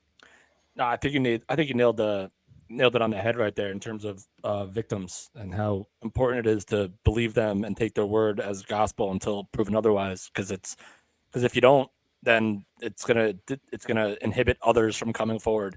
And what's the most terrifying thing about it is that even though we all love professional wrestling, we all have other loves too. It happens everywhere. It's rampant. Look at the NHL hockey, Hockey Canada. Those 8 young men that were accused of raping a woman during a gala, and now they're all being taken to task now, thank God. And and it's everywhere, and it's disgusting. It's despicable, and I think you nailed it again, HK. That it's just the victims is basically what we have to talk about instead of worrying about what happens to Vince, which is fine. He should get whatever he gets, but now we have to focus our attention on whoever the fuck he hurt, how many countless women he probably hurt. So it's brutal. Just so you know, the Bella Twins put out a tweet a couple hours ago. We are shocked and disheartened with the recent allegations against members of the WWE. There's been a lot to process since we found out this past week, just as you all did. This is something we don't stand for or condone from anyone, no matter who they are. We want all women to feel safe and supported in the workplace and in their everyday lives. So, even though that's their stepfather. Yeah. Is he still? I think so. I don't know. I thought they were on the rocks too, weren't they? Didn't she have like brain cancer? I don't know. I don't know. I think she's still with us. Right, but I think she was Oh, you're right. Yes. Going through, like, if you go back and look at the timeline, like all the allegations would be during the time she's dealing with. Oh God, brain that's cancer. disgusting. I didn't know He's that. a fucking piece of garbage. Yep. Oh, now I might actually throw up. One of the things I will say with this as well is that who is the head of Endeavor TKO? Is that Ari Emanuel? Yes.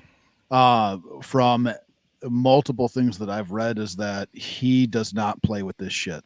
Nope. And he doesn't care who you are.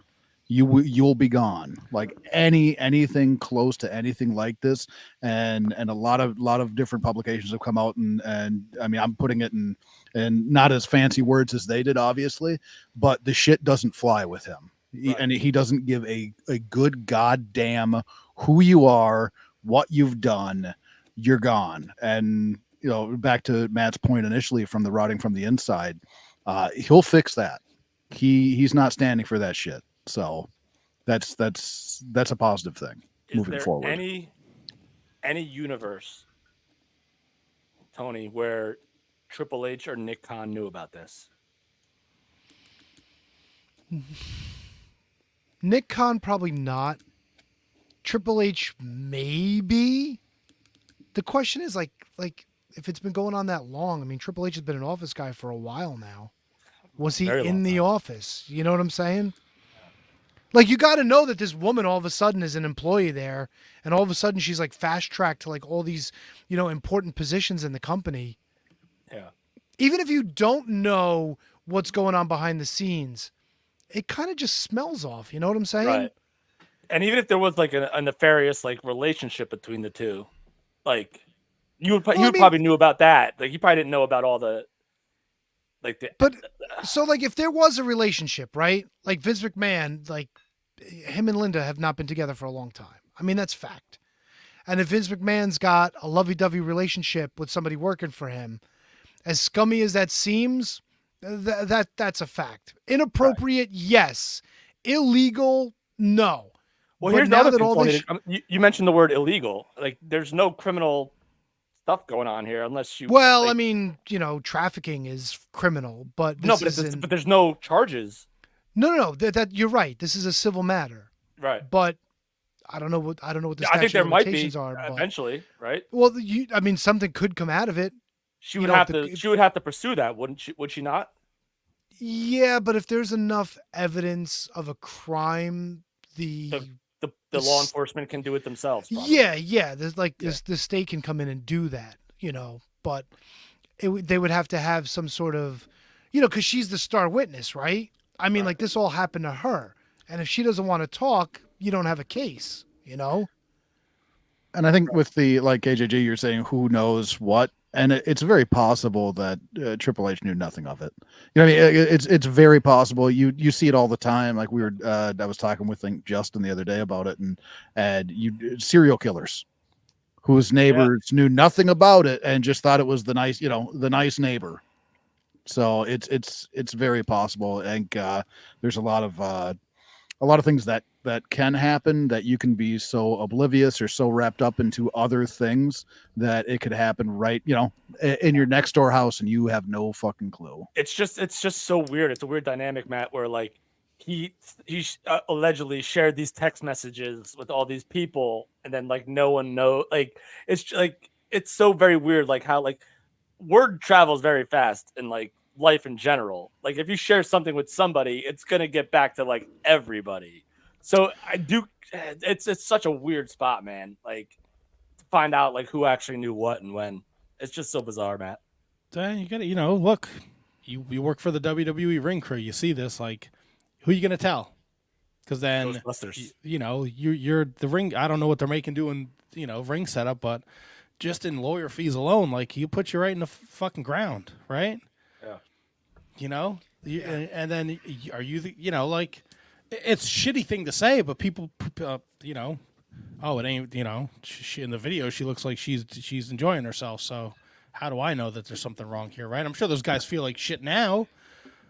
But at the time, it's, the fucking boss is showing, look at this, and you're like, oh, wow. So it's like, it's just, it's rough. And, I'm in the, Ari what was his name? Ari Emanuel. I'm in his camp of no bullshit. The amount of ignorant people I dealt with on Twitter during this. You gotta stay off of Twitter, bro. No, and I did, but there's people like, oh, it's two consensual adults having sex. Don't be a snowflake. The amount of times I sent in response to a tweet, are you fucking stupid? Yeah. I saw you post like stupid idiot. This guy wins loser of the day. And to that guy's credit, that guy went and read and then came back and apologized. Okay. And I don't have the screen name in front of me, but look, if you're going to be ignorant, you're looking for your clout, like, I don't need your support. I can speak for the other wizards. Like, we don't need your support. Don't fucking listen. Don't follow. If you're a fucking ignorant moron and you don't take the time to read the documents and just instantly read a headline and be like, this chick's looking for money, you need to fucking, don't be such a snowflake. No, it's fucking disgusting, man. These allegations are absolutely disgusting. You have a mother, you have a girlfriend, you have a sister, there's a woman in your life, and if this happened to her, you'd be absolutely fucking appalled. Yeah, and let's not mix it up. If it's consenting adults doing stupidity to each other and nobody's like feeling like a victim or trapped or anything like that, God bless, go do whatever you want. But this doesn't seem like that's the situation. No.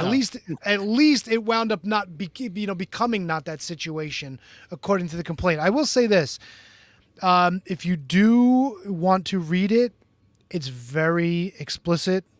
Please read it at your own risk.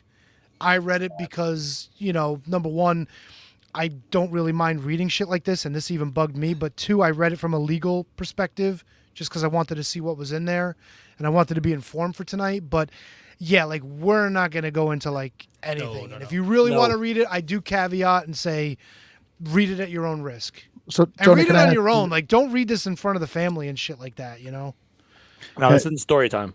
Can I ask you this, then, Tony, from like you reading it from a legal perspective, is this all, is it looking as bad as we would think it would be looking for Vince McMahon, just from that legal perspective? Well, the first thing they're going to do is probably a motion to dismiss. They're going to say everything was consensual, that things were embellished, whatnot. But I think there is enough there that they should at least be permitted to move forward with discovery. Now let me ask you this: the result of this, if WWE or not WWE, if Vince McMahon, John Laurinaitis, and I guess WWE is also named in the suit, I believe.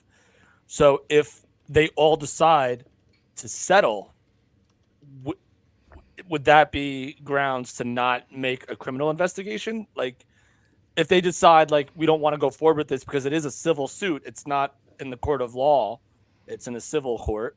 So can they literally just give her and I'm not saying that's her motive. She might not accept it, and she might want to have these guys face everything.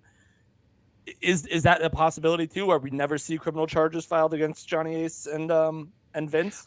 I don't know what the statute of limitations is. I don't know if she wants to pursue, a criminal matter. That's always in question, If she does, then it's going to be a lot more investigating.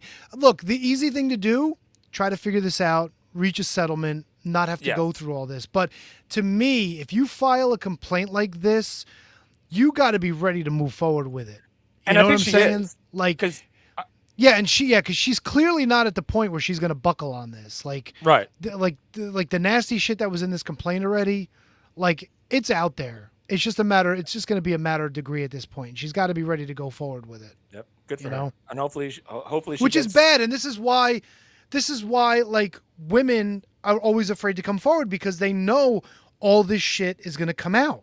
Now, does that mean that it's all going to be like, oh, she was violated 100% up and down? No, but even if there's stuff that she consented to, even if it's like, if it started out as a relationship and, and things happen, even that alone would be embarrassing for somebody to put out there, even if it was all consensual, She's got moxie, Like man. what She's going portion, in. like, but that's what I mean. Like there's got to be portions of it where she was like, everything was great and we did this and we did Well, that. I think and blah, blah, blah. if you read the complaint, it seems like he kind of Oh no, you're right. made He it seem kinda, like it was it got to the point where she thought this was normal. This was normal behavior. Like she should be doing this. She should be letting these things happen. Or like That's a great point. It's predatory behavior. Like Yes. you read you read the whole thing, and it's like she lost her job because she was taking care of her parents, and they died, and they lived in the same building, and he created a job for her that didn't even exist at WWE, and he started making advances towards her. Look, listen to some of these listen to the Between the Sheets stuff. Like, I'm pretty sure him and Vince have not been, or him and Linda have not been married for like fucking 30 years. Oh no, they're married. They just haven't been together. Yeah, they don't live together. Like 30. Oh, yeah, going back to the steroid trial. Really? Oh no. Well, I mean, she was still on TV during the Attitude Era. That You know what I doesn't- mean? Yeah, but that's No, but like, you got to like, you save would face, drag- right? yeah, but you would drag your wife. Save face. He was sucking face with Trish Stratus during that whole thing. You don't Well, remember? I mean, we can make a comparison with Kurt Angle, Jeff Jarrett, and Karen Angle, and all that stuff too. Like they were. Yeah, were but able they to all work agreed to together. go. I mean, they kind of agreed to work. I don't know. I don't know. Maybe It's they did rough. too. It's a lot of It's bank, a lot of possible. scarol to lose if you. I mean, If you you're add looking at, breach of the Matt Hardy, NDA. Edge, and Lita. Yeah, I mean, I guess. But how does I guess. Who knows, right? Who knows? She's probably set up, Who knows? Who fucking knows? It's definitely worth. The information's out there if you want to dig and find it. And again, I'll put a link in the show description to the Between the Sheets stuff. And if you have time, like there's a lot of meat on the bone. I mean, and the other big thing is like they were traveling between states to, for some of these activities, which is a big no-no. That's federal. Anything with sexual activity and you're crossing state lines For you that know. sole purpose to commit that. Yep. Yeah, and then there's other claims. There's like negligence. There's battery. What else? Emotional distress, both negligent and intentional. It's all your typical pleadings, but the big one is the they call it the TVPA, and I forget exactly what it stands for, but it's like sexual activity across state lines. So, Yep. yeah, the Speak Out Act. That's it. Yeah, the Sexual assault Trafficking disputes. Yeah, Victims it Protection Acts. Yeah, it defines all this stuff in the lawsuit. But yeah, I mean, it's all United States code. It's all federal stuff. There you So go. yeah, Put a All bow right. on that bad boy. Yeah, we covered mean- that. Look, it's rough. It's not an easy subject to talk about. I think we had to talk about it because we do a wrestling. I did it again. doo. We do a wrestling podcast, so it's important to talk about it. But there are a lot more people that are more qualified to speak about it than us. So 100%. I highly suggest the Between the Sheets podcast. Again, it's in their regular feed. You can listen to Titan Gate, and they even put out like an hour special just talking about the news when it dropped on Thursday. We'll bring it up since we're kind of in a dark space here. Former guest of the show, Ice Train, passed away last week too. Yeah, it's a D- bummer. DDP announced that on Facebook on Tuesday that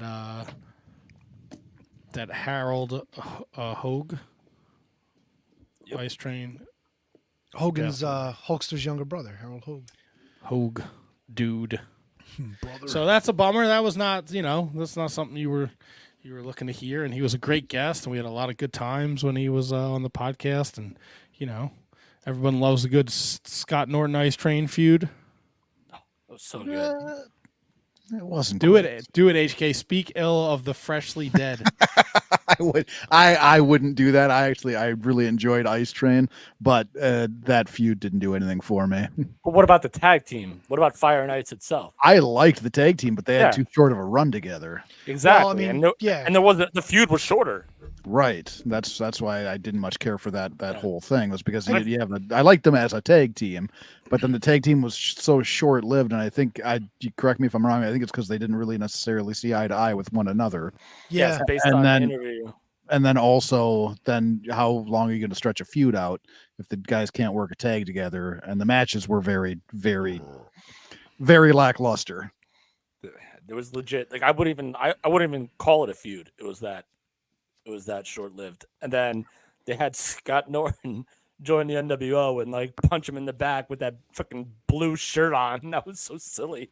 Like it was like when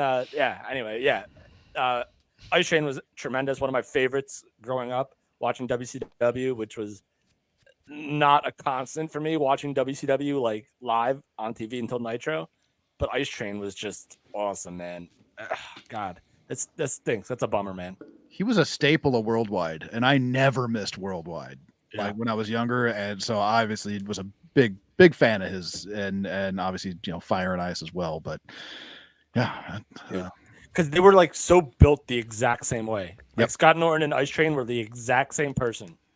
Like it was fantastic in terms of like build. Yeah. Let's get Tony aggravated here. AEW, Tony, how you feeling? Have you checked out any AEW in the past week? Nope. So you had no interest in Edge and Minoru Suzuki? Nope. Fantastic stuff, buddy. Good stuff. Great. Those shows are great. I'm gonna sit back here. I'll be back here if you need me. Yep. Just ring the bell. Just ring the bell? Yep. All right, well, HK, KGG. Wait, who's at the door? I watched. We don't have to go through every match on both shows, but let's go with, what did you guys think were the highlights from Dynamite? I give him a D-. Write that down in your book. Yeah, I write something down in my book. I like Swerve Jeff Hardy. Oof. Yeah, it took a minute to get going, but I think the last couple minutes of that match were fun. And it's always a pleasure to see Thunder Rosa, obviously. And it'd be nice if she could remember who the TBS champion was. If I what? It'd be nice if she remembered who the TBS champion was. She fucked it up? Who'd she say? She's like, I'm coming for you, Tony Storm, and then they cut to the Savannah Bananas baseball team. I saw... Did not see that. But, Matt, are you, like, discouraged by the pop that, like, Adam Page gets now? Like, nobody gives a shit about him anymore? No, but I don't know if I'm discouraged. I mean, from what so go back to the Rumble too. Like, I don't know why like they like try and like because I felt like some of the pops at the Rumble weren't huge, but then when people were there live, they were like the place was electric. So I did hear that a lot of people, because of the songs, are also similar at this point in WWE. It's so bogus. I hate that. That's so fucking not true. The song. There's a giant screen in the middle of the arena that tells you who it is. But they're saying the song would hit, and then the video would hit, and then the name would appear. So, from what I've heard from people that were there was that people were getting thrown off because they'd hear the song, they weren't sure, and then they'd look, and it'd be another minute until the name would appear. And that's just going from what I hear from people that were there. A minute? That's not. Not. I'm not a full minute. It's figure of speech. Fair. the like from all accounts, people in the trop said the atmosphere was electric, but I don't feel like that transcend. Like we talked when we did our Wizzies Backlash in Puerto Rico, like the place was fucking buzzing. Yeah. Right, and from all accounts, the people at the trop said the trop was buzzing. But when we were watching it live, I didn't get that vibe, and I don't know if that's them turning down the crowd noise, like fading it out. You know how TV magic works; they can pipe in the. You ever been to Go on, Tropicana oh, God. Field? Yeah, I have. It sucks. You're out of your mind. It's an old, decrepit building, dude. First of all, it's not that old. It's fucking old. Tampa. It's nice. old. It's air conditioned. They got stingrays you could pet. Oh yeah, great. You could pet my stingray too. That's where I they went all there were. Once. I went there once when the Devil Rays fucking played their inaugural season. You know what happened? It poured outside. You know where the water was coming in the fucking atrium while we were waiting to leave the goddamn This fucking fucking building. guy. Okay, I got that was wet. like I got fucking more wet 30 years inside the ago. building than I did outside. Oh, You it's haven't been gotten there? better in 30 Yes. years? Yes. No, it hasn't. Then why did it sound like shit? You don't even know because it's old and it sucks. Look at me. I'm old and I suck. I sound like shit. Call me Tropicana Tony. I know Mott Spock is the second worst stadium in baseball. It's a fucking dump. It is a fucking dump. Thank you, Mott Spock. I liked it. Well, good for you. It's As not a top matter of 5 fact, for me. we went there. We sat for the game. Somebody I was with, the seat collapsed under him. Had to fucking get an usher to help him up. Tony, how many Fuck that. baseball games have you been to in your life? Probably about 3 dozen. Oh, wow. And Yeah. he's a fucking extra annoying at every single one of them. No, I'm not. I enjoyed a Mets game. We're going to another box this year in August. You understand that 3 dozen's like 36, right? You've been to 36 baseball games? Yes, 10 of The them math this checks year. out. My counting works. Yeah, You went to. All right. probably He didn't go to 10 this year. minor league games as well. Oh, as get pro out. games, No. man. Get out of here, you jerk. These are baseball games. How many baseball games have you been to? 4, maybe? Oh, you jerk! Yeah, but I didn't say 3 dozen. Yeah, I went to 3 dozen baseball games. I'm not counting the NA high school team. I'm counting fucking pros and semi-pro ball. I do have a Scranton Red Barons baseball right over there, by the way. Well, there But you anyway. go. But no, but yeah, I'm talking like. All right, let me rephrase. How many Major League Baseball games have you been to? Probably like 8, maybe 9. How many different buildings have you been in? 3. And I could say without fucking hyperbole that the Tampa Bay fucking Tropicana Field sucked a big bag of donkey dicks. It was fucking horrifyingly bad. Donkey dicks? Yes. T-bone sized donkey dicks. Kiss my foot long. Yes. What? Hey, Serena Deeb's back. I'm all Yes. about that. That was huge. Serena Deeb's back. She looks great. They did a Yeah. great job reintroducing her to the crowd. Yeah. I was surprised about how much fanfare they gave her, cutting a promo back, saying that she's bringing the wrestling back in All Elite Wrestling. Hope she murders Riho. Look, I thought her coming back, I thought the women were super highlighted. Maria May, Lady Frost was great on Collision. Lady Frost is so fucking good. And Maria May brings something to the women's division that they didn't have before. She might not be the best in the ring, but her personality and her character is something they need. Right. And I kind of want to dial back, I guess, to like WWE, like Tiffany Stratton and Maxine Dupree being like shitty. Like it was like literally like their first like real legit big spot. So like I'm not holding it against them that they sucked then. So like it's what it is, and I think you're right, Matt. I think she did a great job in this position. I thought Collision was great. I loved Edge and Minoru Suzuki. I'm sorry. I know people are like, it's the same. Like every Suzuki match is the same, and that's fine. But this was like, it's fucking Edge in 2024 wrestling Minoru Suzuki, and I'm a New Japan mark, so Right. you know that gets my dick hard. Can I ask you a question, though? Yeah, go ahead. Why does Edge look like he's 80 years old, and why does he turn red so much? I don't know. Maybe he's got the thing where he turns red. My wife has she has one alcoholic drink and she gets all red. Yeah, but Rosacea. that's the Asian like blood. I mean, Right, but maybe he's got yeah. something where he like, I don't know. Maybe he uses the wrong lotion and it makes him red. I don't fucking Or know. maybe it's the fact that he's 80 years old and he turns red. Or maybe he's gassed. Or I don't know. because Minoru Suzuki beat the shit out of him. No, it's like every time I see him, like in the highlights, he's like all like red here, and he's like, I think it's probably the production value AEW compared to WWE, right? Like it just like WWE made him look better. Beats me. I don't fucking know. I don't know. I'm just. I watch the wrestle. I don't notice his Yeah. red face. I'm sorry. You're like Tony's looking for anything. He's like, I want to look for anything that annoys me. about That's AEW. not true. I asked a question. I didn't say it annoyed me. But you asked like a question that nobody would be looking for. Like now, I'm gonna have to look and see. Oh, you'll If notice it he's in got 2 red face. seconds. Yeah. Wait, I'm gonna look up red face. Now that he Edge. mentions it, I know it. I See? see it. But there. I would never have thought about it if it was never brought up to me. Oh, now I'm getting Edge and Bono. I love. that Edge. Look, Danielson, Yuji Nagata was fucking awesome. I loved Awesome. What I liked more was the Eddie Kingston, Daniel Bryan play.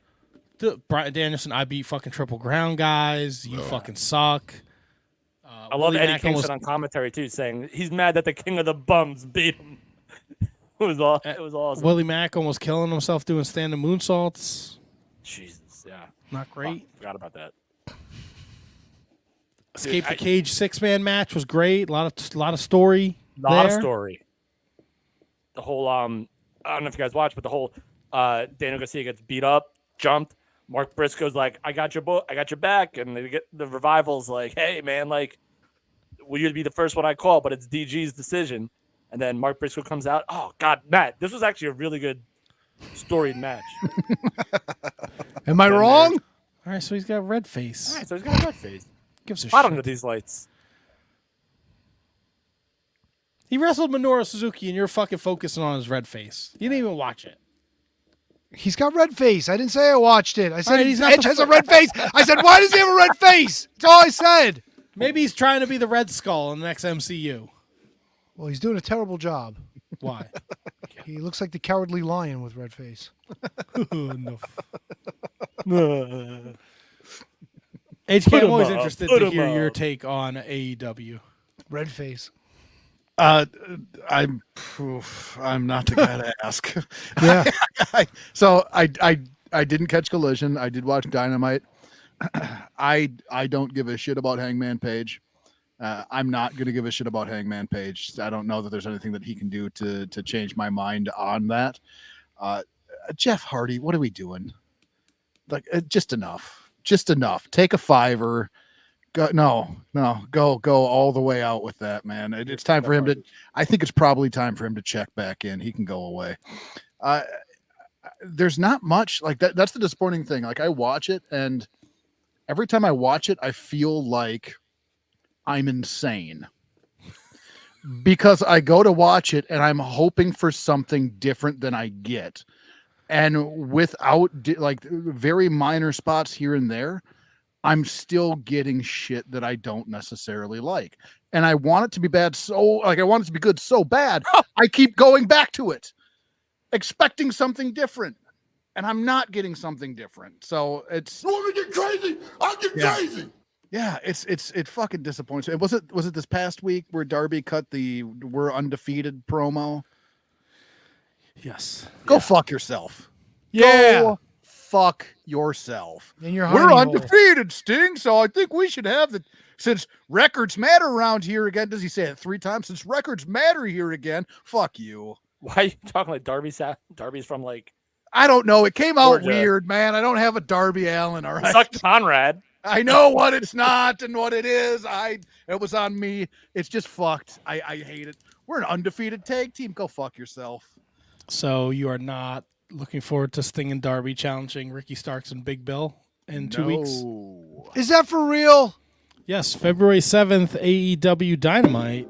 Oh, fuck that company. Totally, like you wouldn't know either way. We could have made it up and you'd believe it. Well, Tony, how do you feel, right? Because there's such animosity between Swerve and Hangman Page that they are going to pick. They're going to pick the opponent and the match next week. I'm back here. Let me know. I if like you the need dealer's me. choice. Oh, it's oh Jesus. Yeah, I'm with you, Tony. I'll be back here if you need me. Yeah. All right, Matt, let's have Really? a conversation. All right. So I didn't realize it was the match too. I just thought it was the opponent. The opponent of choosing, yes, not the match, whatever. Oh no, it's all good, man. I think I actually like that better. So let me ask you then- this, Matt. Let me put you on this spot. Who do Okay. you think who chooses for whom? Well, Swerve already chose Hangman Page's opponent. It's going to be Toa Keith- Leone. Who? Why? The Wait, when dude did that from the- happen? That happened on Collision. Oh, that's right. Didn't that promo, the vignette. Yeah. The dude from the Mobile Embassy, and then Yeah. The mobile embassy. Mogul. Selling cell phones. The mobile And embassy. then I believe Hangman Page alluded that Swerve Strickland's Keith Lee? opponent is the whole effing show. Oh, he is coming back. That's right. Ah, So God, I that's think so it's silly. RVD. I don't know how I feel about that. I'd rather have Keith Lee get another go at him. Yeah. Keith Lee stinks. Oh. He does. All he is a big motherfucker. He doesn't stink though. Oh, he probably doesn't shower either. Well, how do you feel about Mercedes Moné and Okada AEW bound according to Uncle Dave? Oh, fuck Uncle Dave. He fucking falls down and hurts himself. Oh, that's not very nice. I don't give a shit. I'm just Maybe he upset hurts it. that Okada- I just want him to land on his mouth. I don't want him to break his jaw or anything, but just get really fat lips so he can't fucking talk for 3 weeks. And maybe break a couple of hands so he can't. Yeah, type maybe just anymore. a couple like fingertips so he can't type. It's like real painful to fucking put his letter together. And fucking let Wade Keller do all the typing so he could tell him he's out of his fucking balls. Well, it's Brian Alvarez. Oh, whatever. Same shit. They're all the same. Wade Keller does the torch. Good. Mike Johnson's the only one that matters. I defend him when he's and wrong. the I defend him when he's wrong. Nelly, get out of here. Get. Come on, Nelly. And Well, Dave Okada. when he reads the torch. Here. New Japan continues to aggravate the life of me. Why do you watch it? Well, we're in an interesting. Look, man. The 6-man titles were defended. Right. Big Tom, fucking asshole, Goish, and Okada defended against TMDK, and they fucking beat him. Of course they, They did. beat him, It's fucking and then Go Ace. Okada vacates the titles. And now we Go don't know what Ace. we're doing. Fuck you, Oh, Go Ace. but you're okay with fucking Dobby and Sting getting a title shot, right? What do you think's gonna happen there? They're gonna Oh, win the gee, tag titles. let me wonder. Another tournament. It's been a while. They're gonna win the tag titles. Then they're gonna wrestle the Young Bucks at Revolution, and we're gonna Yeah, have to great, pick that wonderful. match. Because the fucking Young Bucks, we need more of them in our lives. Nope. I like the new Young Bucks. Oh, I bet you do. Oh boy. You're the They're same guy leaving. that said everything is evil. Oh, you're never gonna let me fucking live that down. are No, you? because you can't fucking stand the ground that evil walks on. Now, no, the House of Torture is the worst. The Young Bucks leaning into being douchebag EVPs is fantastic. No, it's not. Yes, it's fucking. No, it's not. They great. don't know anything else to do with themselves. That's the problem. I'm kind of with T Dunk on this one, Matt. That's fine. We don't all. Guess what? This isn't the fucking Turnbuckle Throwbacks Shining Wizards imaginary wrestling tournament where we have to agree You're on never gonna let me everything. live that down, huh? No. I do appreciate the effort with the new look and the new gimmick, but it's just like Douche nozzles. Always were, which is always will be. maybe the point. Maybe we're talking about like That's Vicky the Guerrero. idea. They're douchebags. Oh, great. They were douchebags before they started being douchebags in character. Okay, never so you felt might that as well way. just fucking lean They into didn't it. really lean into anything. They just go, yes, we acknowledge we're douchebags. It's Great. dude. Good for you. It's like NXT making The Rock's daughter the general manager the day he becomes CEO. They're leaning into it. So No. in that respect, Stop. It's not What do you leaning mean? into it. That's They're not. That's 100% nepotism, leaning pure and into it with simple. that. It's these You don't think assholes that's trying to get tongue-in-cheek? another fucking grab. No, man. you don't think that's tongue in cheek. The day that The Rock becomes the board of directors in TKO, they make his daughter the general manager. They're leaning in, bro. That's pure nepotism. What the Young Bucks are doing is fucking stupid. No, I will agree with Matt. They're leaning in, but They're not I don't leaning like in. it. All they're doing is acknowledging. They're not leaning in. Acknowledge me.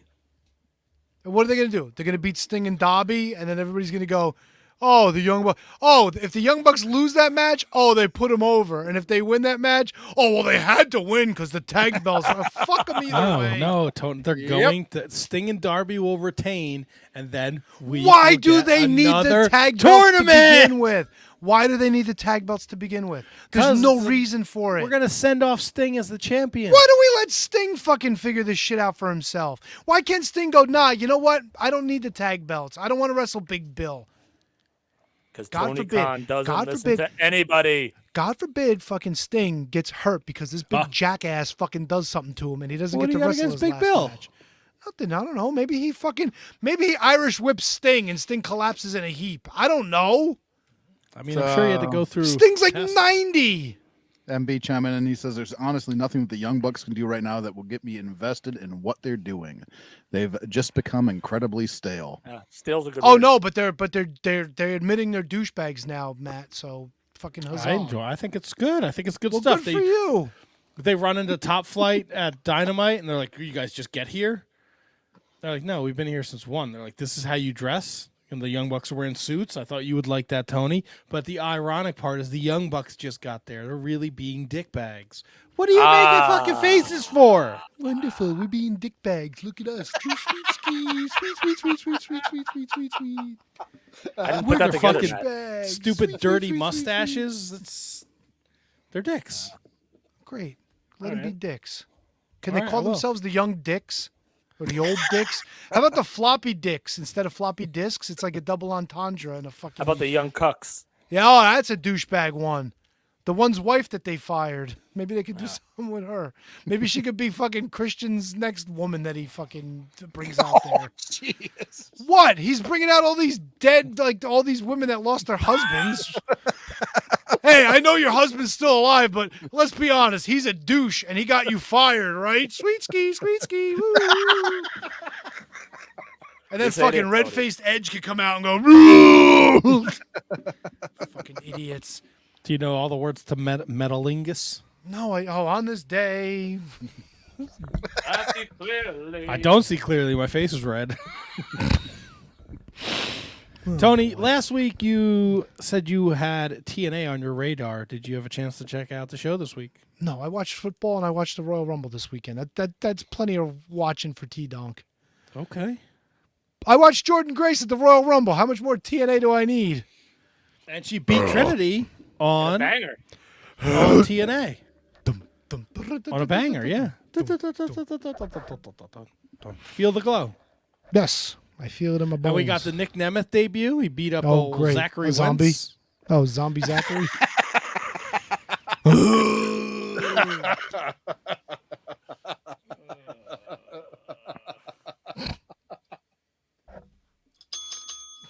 There you go. MK Ultra defeated Dana Luna and Jody Threat. I prefer MK Light. I don't like my Ultra. Boy. Gonna shit all over TNA too, isn't he? He's Just having a good fun with the time. names. That's all. Yeah, we're having fun. And then the main event, Okada and the Motor City Machine Guns defeated the Motor System. Shitty. Yeah. You said. All right. That's what he Sure said. did. If you missed it, go back and watch it again because we don't fucking replay shit. We're not capable of a replay. Motor Shitty. Yeah, we are. It's on demand all the time. No, I think he wants me to you listen to the radio and they're like, play it back, and then someone can instantly pull the audio. Actually, if I hurry up, I could probably pull the show up, and that moment's coming up right now. Probably could. Then we're gonna echo for like 6 hours. Let's not- course. yeah, don't We fuck like up that your fun. audio. We're almost done. Fucky. So TNA, this week's show, I'm not gonna lie to you, it kind of and KJG or HK, if you guys watched, kind of felt a little all over the place versus the first week. So I mean, how can you like follow up Ospreay versus, No, I just Josh Alexander? I mean Trinity and Jordan Grace was great. I just meant the way the show kind of played out. It felt a little disjointed for me. All right, so that's totally a fair criticism. I didn't think that at all. I thought that the matches that we got were fantastic. I thought every single match on the show was good. I thought the backstage stuff with, I never cared about Crazy Steve until like right now. Like him being the digital media champion with that being whatever you want to say about that championship, he treats it like a real championship, and then Rhino comes in and just totally just fucks with him. I thought that was cool. The Decay is back now too, and I guess not 100% associated with Crazy Steve. I thought that was great, and just as a personal markout moment, like, dude, first of all, Nick Nemeth, Zachary Wentz was awesome. Chris Bay, Kevin Knight, great. Obviously, we're not going to do anything about that. Oh, Black Kevin Knight. Yep. Yeah, and he's gonna face my dear good personal friend next week on Impact Wrestling, Brian Myers, who, dude, pop moment of the night for me was him in the ring with Okada. And listen, say what you want about Okada, he got the biggest pop of the night in that show in Vegas, and so people know him. So wherever he ends up, Matt, you mentioned AEW before. It was really cool to see him there and see that Moose and Okada face to face was just insane, dude. Like that's a one-on-one main event that I want to see. And they're bringing Mustafa Ali into TNA now. That's right. That's a great point too. Yeah, that's gonna be huge. And that was a nice little vignette. Look, if you're hating AEW, man, check out if you're looking for another wrestling promotion to check out, like TNA is the place to go. I know you're gonna bring up the nipple slip. No, I saw CM Punk is officially out of WrestleMania. There you go. Out. Yep. He said Now- WrestleMania 40 is not in the cards for him, but there's always next year. Now, Matt, here's something I thought of today. Like, if he can't wrestle, like, do you bring him in as like? I know this is gonna probably get some groans, but like, do you bring him in as the host of WrestleMania? Like, you know how they've done that host thing in the past? Do you have CM Punk be the host of Mania? Where's Mania this year? Philadelphia. Nah, Blue Meanie. He's tired of fucking working MLW shows at the 2300. Hold my calls. He's doing something at that bar WrestleMania weekend. The clusters, right? Yeah, big party. Huge. Big American party. I'm sure he'll show up for something, either the Hall of Fame or to just be what? Okay. No, just thinking, Tony, was that from Mr. Fuji and the Berserker throwing a party? Is that where No. that came? Okay. No, that's a Clerks the Animated Series reference. Okay. I thought you were going. Do you remember that though? On the Same difference. That one that VHS tape. Oh yeah. Mr. Fuji was teaching the Berserker how to throw a fabulous party. That's where I thought it was from, and I went, "Oh man, that is such a great deep pull." And now I'm kind of disappointed that's not where it was from. Well, I thought maybe you might have knew Clerks the Animated Series, but it's kind of a a very short existence thing. I remember it, but I couldn't pull anything from it. Gotcha. Matt, how you feeling about the Nick Nemeth, Steve Macklin program? Is that a good place can't for wait. Nick to start? I like it. Good. Thanks, Matt. Hey, no problem. I got. Hey, my wife's coming home. I gotta go make tacos. I'll see you later. I found it, so I'm gonna play it. Oh boy. I hate your guts. Izerka and I will show you how to show you a very, very special party. That's right, party. We're going to show you how to make a very successful party where everybody be very, very happy. That's right, happy. Step one. The invitation. Is he saying pod? Party. Who to invite? Huss. That ain't how you get guests. This is how you get guests. Hush, hush, hush, hush, hush, hush, hush. You want to come to a party? No, I don't even know you. Great, then you'll come. Oh, this is how you get your guests. Hush. Whoa. He just picked up a dude.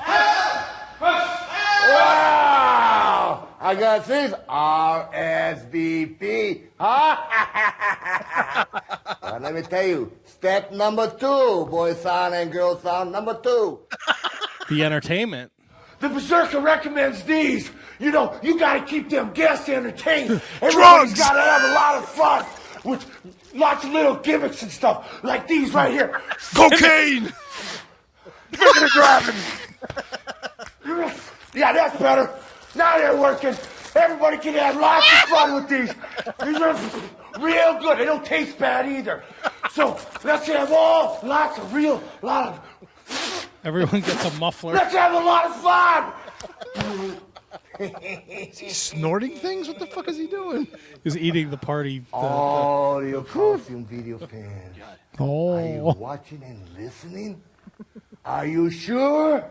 Let me tell you, in order to have a successful party, step number 3 is we need food. Oh, food. Maybe some fancy hors d'oeuvres, but the berserker's favorite is them little finger sandwiches I got here. These are real important to make everybody real happy at the party. Got a jar of peanut butter. Peoples, they Loaf get of happy bread.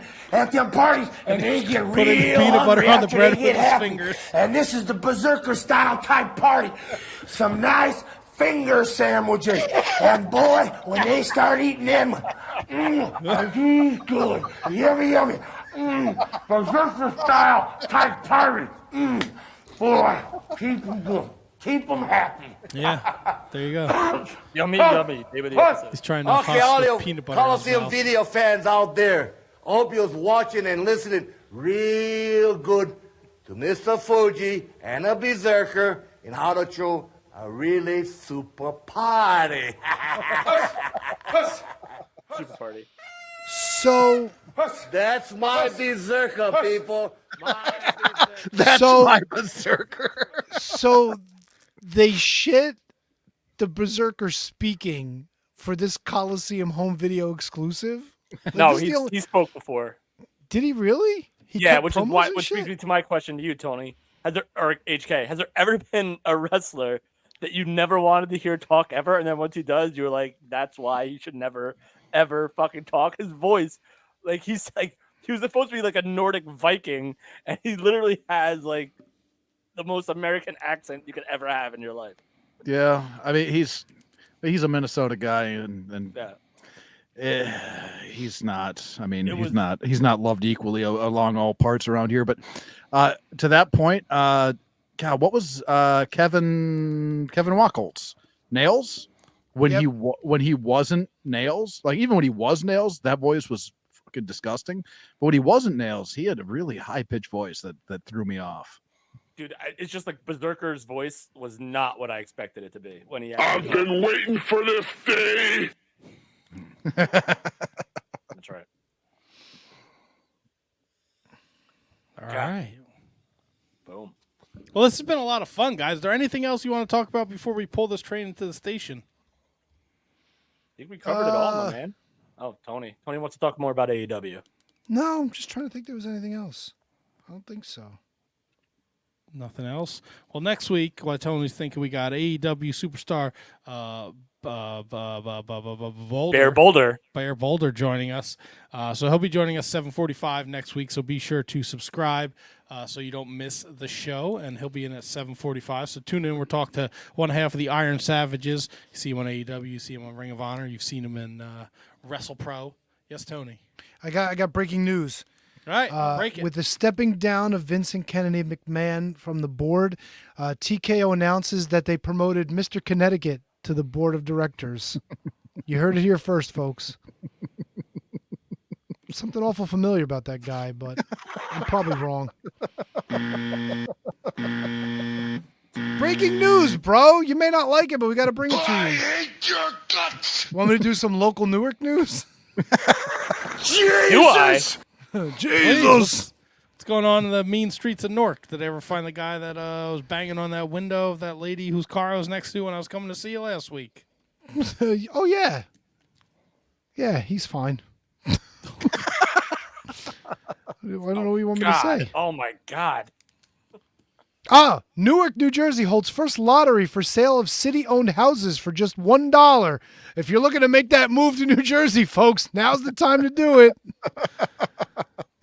$1, huh? Dude, they even got the tumbler at Town Hall, to pick your fucking Royal Rumble number.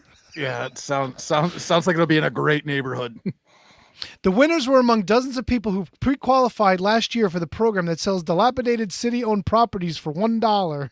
Qualifiers had keys with names on them stuffed into the spinning baskets, and winners were drawn from there. Are these the same people that sell dilapidated boats? Delete! Delete! Delete! Delete! Get your back up off the wall and dance. Come on. You going to get down? I thought this was good. Newark. Fuck Newark yeah. music. Get down on it. Get down on it. I like gang. How you gonna do it if you really don't want to dance? Come on now. Back up off the wall. Tell me. I heard all the people say.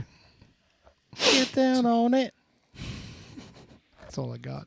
All right. Well, this was a lot of fun tonight. Oh God, I got to do another presentation. You got to do a presentation like right now? No, I got to pull up the closer. Yes, the closer. Well, next week, what are we talking? We got Bear Boulder. We got NXT Vengeance Day picks to talk about. Because that is this weekend. This Saturday. Saturday. Oh, it's a week. Yeah, you're right. Saturday. No, Don't forget Elimination Chamber Sunday. Saturday. Will you be waking up at 5 a.m. to watch the Elimination Chamber live? Oh, wait. It's Saturday at 5 a.m.? So we got to get our picks in like Friday, no? Well, yeah, that's at the end of February, contrary to what you may have heard earlier. Yes, it's not this week. November's not 6 months from today. There's a lot of misnomers on this show tonight. Yeah. Misinformations. Yeah, I mean, we're not journalists here. We're just talking. Come to Newark. Buy a house for $1. Yeah, buy a house for $1 in Newark. You could Fuck be Tony's maybe neighbor. you could host the very next XPW show in your non-habitable house. Yeah. I wouldn't be shocked if XPW is buying the whole thing. That should be a punishment. We should have to go to an XPW. Oh my show. God! Oh no! XPW apartment complex. Let's see. Oh my God! February 24th is the next XPW show at the Harp Ballroom in Newark. Alive and kicking. Is Moff there? Let's see. If Mickey Moff's there, I'll Knuckles, Schlack, Magda Butcher, Jasmine St. Clair, Cat Martini, Masada, Judge Joe Dredd, and more XPW stars. Great. Right now, you can get ringside seats for $81.50. What? Wonderful. How do they get away with charging that bullshit? Because they only have 10 ringside seats. Second row is that place is $66.50. Yeah. There is an AWF show on February 24th too. Just saying, says Mott Spock. All right, get us tickets, brother.